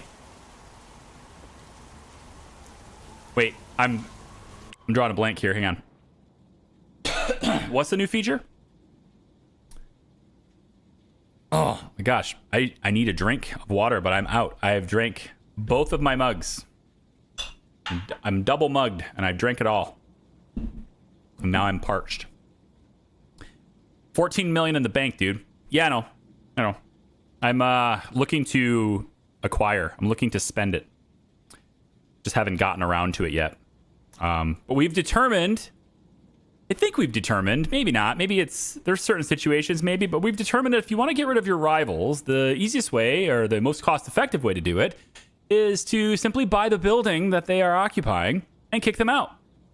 Then sell the building at a slight loss And it's still cheaper for you to do that than it is for you to acquire their business. So yeah, just do that. Pretty much. So we've come to figure out. So rivals. If I want to take Jessica Johnson, for example, let's take her electronics store. We're just going to. Ooh, that's a very expensive building. Never mind. Maybe a different store. Does she have? What's their next best building here? Okay, the buildings are getting very expensive though, aren't they? So maybe not. Maybe we don't want to do that. Although I do have a lot of jewelry. Let's see. Maybe I can afford to acquire more jewelry stores. What kind of stock do I have of jewelry here? In stock, 2,000 expensive jewelry. And if it's exactly 2,000, then that means that my factory has more as well. Let's go down to Luxman. You're probably stacked, aren't you? No, you're still shipping. Good. Luxman 2. Ahaha. 10,000 expensive jewelry in stock. Okay. 10,000 of it. So, Jessica Johnson, I'm picking a fight with you by buying Lauren jewelry. I'm going to buy this for, let's say, 35. 3.5? No? 3.6? 3.7. 3.8. Come on now. Don't make me buy your building. You suck. Too expensive. Too expensive. She has Zonovan smartwatches too, which is cool. I can start sending them here too. So her store is already set up. I just have to go in and switch the smartwatch to be the Zonovan smartwatch instead. And then we're good to go. And then I can expand the hours and do all these things here too. Now, she is going to, if I exit this screen and go another day, she is now going to be a rival of mine. So I want to buy her other one before I get out of this. So we'll buy her other store for 3 million. 3.1. 3.2. Okay. Then we're going to go back over. I need to change the business name though. So this is going to be Jessica Jewelry.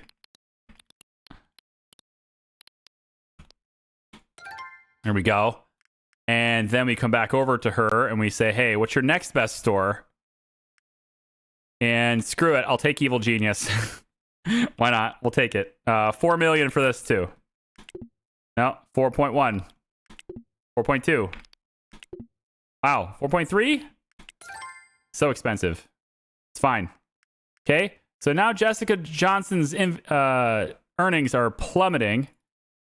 And this is a clothing store. We have lots of clothing, actually. So why don't we take this from her, too? 2.4. 2.5. 2.6. Okay. Just buying all of her business. Another clothing store. Let's go 2.4, let's say. 2.5. 2.55. Don't make me backhand you. 2.58. Is Wayne Brady gonna have to choke a bitch? Okay, you're just greedy. You want 20% over market value now? Unless she's already rivaling me. Oh, I don't have enough money. I don't have enough money. I'm broke now. Okay, I just got into I was just jamming away. It was like autopilot. Here we go. It's okay. I got a lot of that stuff out of my system now. We're good. Okay, so what I want to do... I don't want to do this. Do I want to go into all of those businesses and fire all of the part-time employees and replace them all with full-time 100% employees? Kinda, yeah. All right, fine. Hours per week. Let's swap that over. Hours per week. Okay, so Jessica Jewelry. Part-time. Part-time, part-time, part-time, part-time. Ooh, wait. Yep, all part-time. Yep. Midtown Riches? I have a part-time person there. I kept part-time people around in some businesses, I guess. Well, either way, we're just going to go to scroll down the list of all of our businesses and just find all of these people. Oh my gosh, all the electronics. Electronics R Us. There's so many employees. All right, Evil Genius. You have less than 30 hours, you're part-time. So part-time, part-time, part-time, full-time. Okay. Full-time? Nope, this is a part-time person too. Full-time, full-time, full-time. No evening shifts. Yeah, you're going to have all these different requirements and stuff as well, aren't you? All right, let's just wipe the board. I'm all right with it. You can have bronze. The no evening shifts can go, though. All right, you guys are all fired. Goodbye. What else? Let's go down the list. Jessica Jewelry. Okay, full times, no weekends. Bye. No cleaning shifts. I can handle that. 5 days a week, gone. Gold insurance, gone. 4 days a week, part-time, gone. You can stay. That's fine. Bronze is okay. You can stay. Part-time, gone. Part-time, gone. Part-time, gone. Same thing. All the part-timers. Silver insurance can go. All right. All of you guys are fired too. All right. Final businesses is what? Not page turners. What is it? It's a different jewelry store, isn't it? I thought it was a clothing store. Sheer Genius? No, that's definitely our business. Was it Grill? Urban Boutique sounds like their business. That sounds like something I would have gotten. Yeah. All right. So full-time silver, goodbye. Full-time no cleaning, I can do that. No mornings, no thanks. Afternoons, no thanks. Whatever. The auto sorter will figure that out, I think. 5 days a week, I'm not going to deal with that. No afternoon shifts. And full-time is good. Cleaning shifts is good. Okay, so all of you guys are fired too. So the next thing is just to hire a bunch of customer service people to fill in all of those gaps. So cleaning people, probably pretty good here. We'll grab you. And we will grab... Who else? Who else? Everybody wants silver, huh?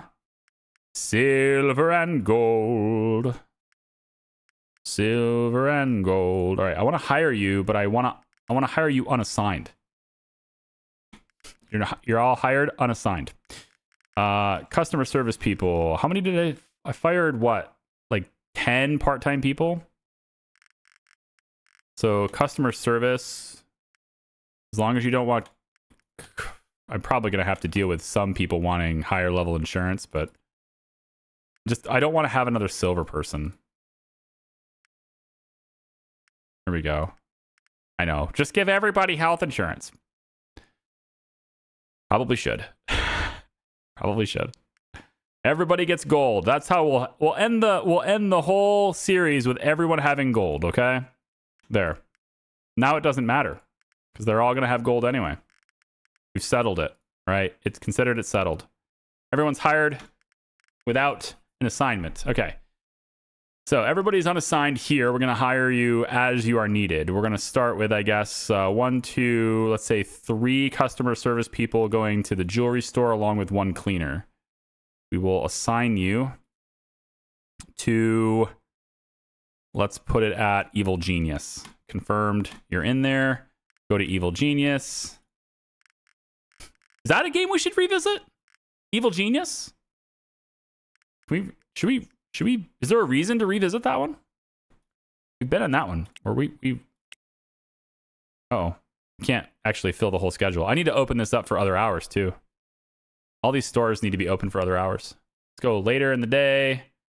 We'll open from like 9 to 8 instead. I think I like that better. All right, let's see what we get with a 9 to 8 schedule for Evil Genius. Then we want, let's say 1, 2, 3, 4 customer service people, 1 cleaner going to Urban Boutique. Yep. And then 1, 2, 3, 4, 5 going to Jessica Jewelry. Jessica Jewelry. Okay, so we'll have to go in and have these schedules all reconfigured as well. Like so. Oh, I need more. Oh, I need security guards too. I don't have security. Do I have security? But have I been finding security guards? No. Yikes. That was a mistake. Headhunters. Whoa, what happened to my mouse sensitivity? Hello. I'm not sure what happened there. I must have bumped the button. That was crazy. It's still too high. How do I get it back? There it goes. I want security guards. Yeah. Remember the time when Charlie said he found the headhunter a waste of money because he felt like having them constantly receiving a salary and found no use out of them? Yeah, in the beginning of the game, yeah. Everything changes in the end, you know? It's like having a construction company with one employee and then being like, oh man, dump trucks are useless. But then as you progress and expand and now you have 100 employees and you're working on like 17 different job sites, dump trucks are very useful now, right? Like it's all about scale. It's all about timing and scale. If I'm hiring 10 people a week, I don't need him. Right? But like I just hired 300 people in this stream. Headhunters are great. You know, at scale, it matters. It's all about the scale. And then like, yeah, I've hired 300 people today. It's a lot of people. I'm providing jobs. All right. I'm a provider. I'm a job provider. Although, to be fair, I did just ruin some people's jobs, but you know, yeah. Details, you know, semantics. Okay. So Jessica's still 5th somehow. Even after all that, she's still in 5th. She is going to get mad at me. She's just not mad at me yet, but she will. She'll get mad at me pretty quickly here. Why don't we go home? Home sounds like a good place to be. Especially since she's going to yell at me anyway. And then all of the stores that I acquired should be open, I believe. They're just... Wow. Gotta... All right, hold on. Urban Boutique. You are open, right? There's just no marketing or anything like that. All the prices are whack. Probably should have just opened up my own. Yeah, like the security's trash. So I need more security guards for sure. Thankfully, it's Friday in the middle of the afternoon, so my headhunters have so much time to find them. So much time. Like, I'll be able to hire 2, maybe 3. Hopefully more than that, but probably not. Security guards. Ooh, wow, you found a lot of them. It's way more than I thought you would find.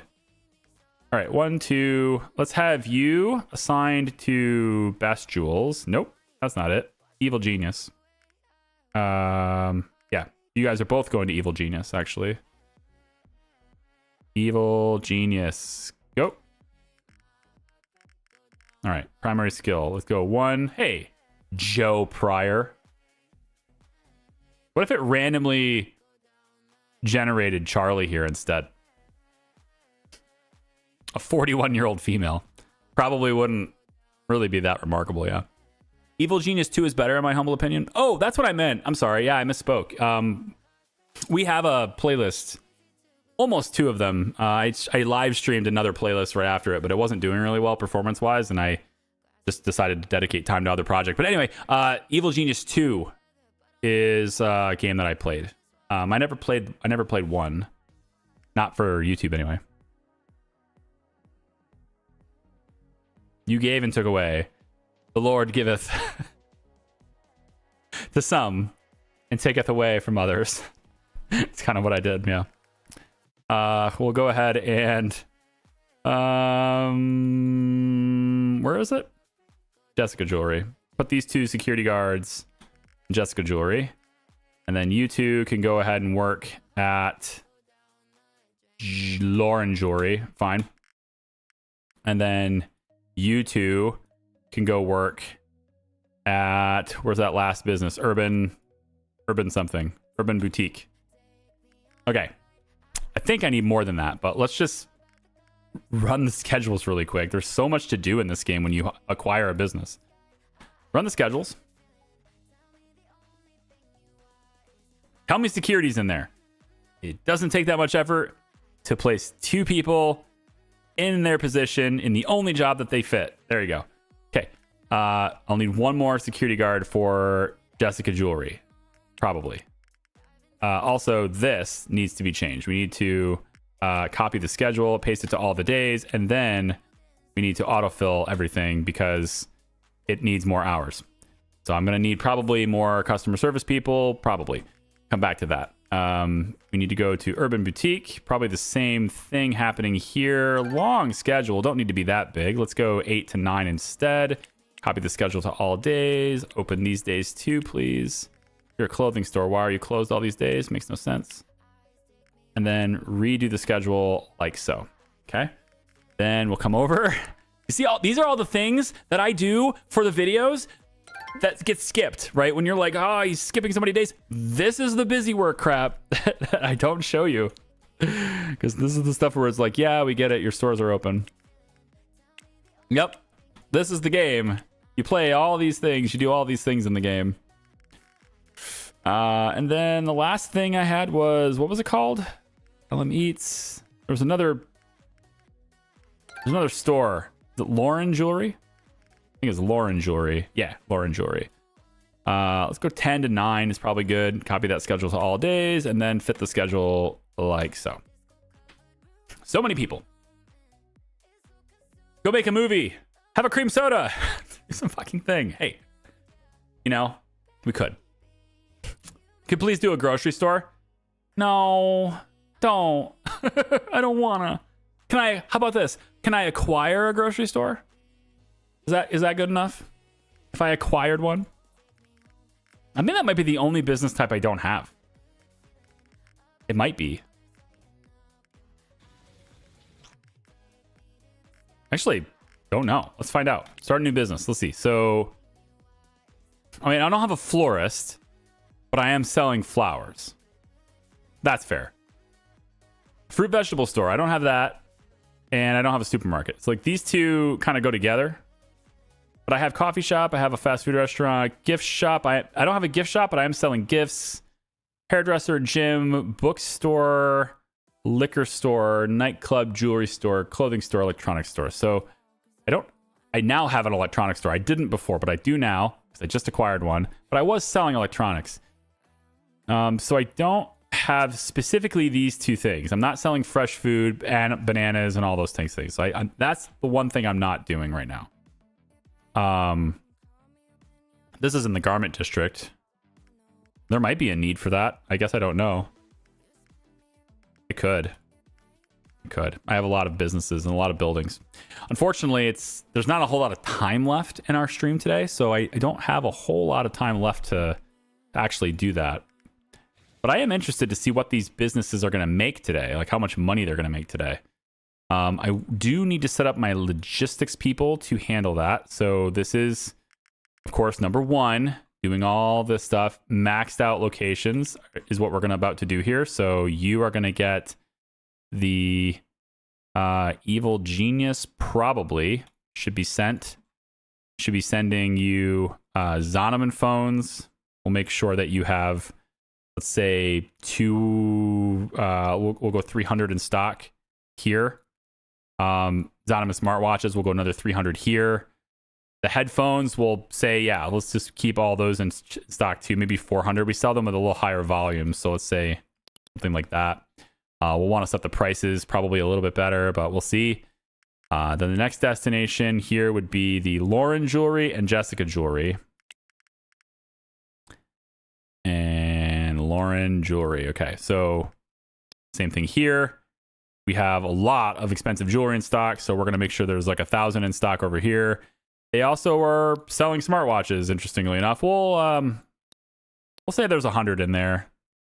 That's no big deal. We'll put 200 of the cheap jewelry, up that to 500, I guess.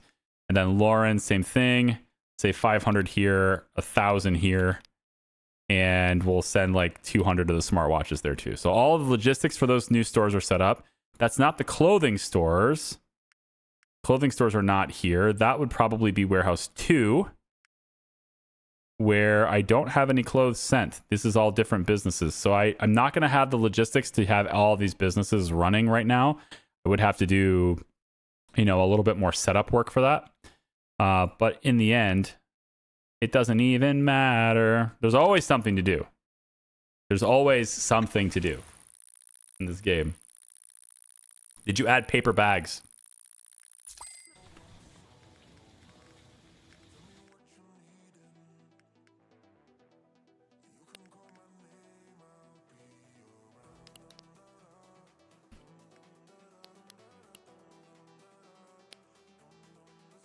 Yes, I did. Of course I did. Don't you see? Obviously.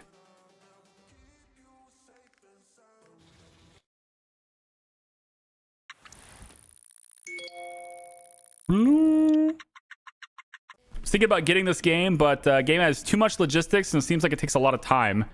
Don't have a lot of time with working kids. I totally get that. In the beginning, it doesn't seem like it takes a lot of time because there's so much to do. What the? Listen, kid, I was hoping this wouldn't happen. I really like Fred, but that's not gonna hold me back from defending my own freaking neighborhood. Get out of Hell's Kitchen. It's mine. It's not. Not anymore. It really isn't. Let's take a look at your income. Oh.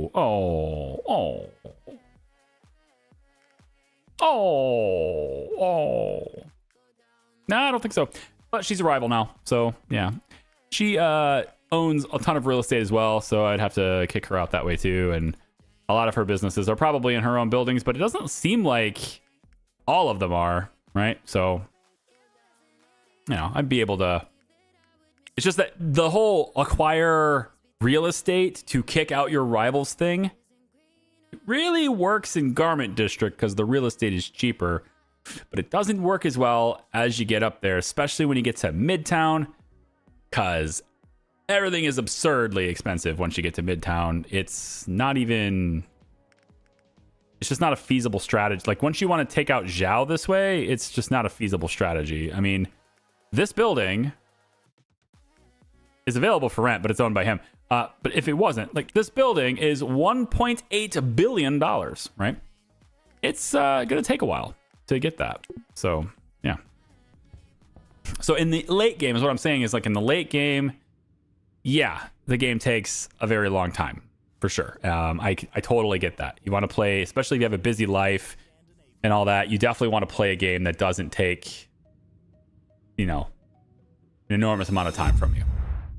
100% understand that and how that works. Guys, this has been a fun day. I thank you so much for joining me. This has been Big Ambitions. If we do have any more Big Ambitions content after this, it would probably be educational in nature. So, I've been waiting to make tutorials. I want to make a proper tutorial series for this game. I've just been waiting because I know that things are changing and I don't want videos to be out of date right after I release them. But I know there are some things that are set in stone and there are some things that aren't changing that much. So I can go forward with that and start making that. So we'll probably see some of that content on the channel later. For those who aren't playing the game yourself or the game really well, it's probably not going to be all that meaningful for you, but it will help new players when the game goes 1.0. I had my mole visit your silly little business. Sweet prices. Must be turning a nice profit, right? Imagine where your customers will go when they hear about my prices. Bye, sugar. Bye, sugar. Bye, sugar. Anyway, I'm just saying, there will be more content for this game, but it's probably not going to be the playthrough unless they fundamentally change a whole lot of stuff. Like adding new locations would totally do it, but it's going to be a bit of a gap. I got to cover more things. I want to cover more things. Lots of things to cover. So tomorrow, Surviving Mars. We're back in that. And then next week, a lot of my time is just going to be right to Hollywood Animal. So if you guys are interested, we got a Discord server link down below. You'll always know what I'm working on. A lot of people have that question of like, when is this coming out? Are you going to do this? You're going to do this? When is this? Hey, I want more of this. All those questions are answered all the time. They're answered 24/7, 365. You can find that answer to that question. When is this coming out? are you working on this, etc. You can find the answer to that question at any point in time around the world 24/7 by going to our Discord server and going to the content plans channel. That tells you what I'm working on, when I'm working on, what progress there is on what I'm working on. And there's also a section at the bottom of that shows future, which are things that I'm looking at, things that I'm watching actively. I do regularly grab and make content on things that are not on that list because I see it. I can do it now. Let's just do it now. And I move on. But those are really good things. You could definitely go there. Discord's community is great. And if you decide to chat with us and we get to know you a little bit, then you get to throw pictures up and memes and links and all sorts of other things. You can share a little bit about you. And I hang out there a little bit too and chat with you guys as often as I can. So thank you for watching. I appreciate you. We'll see you next time. Bye-bye.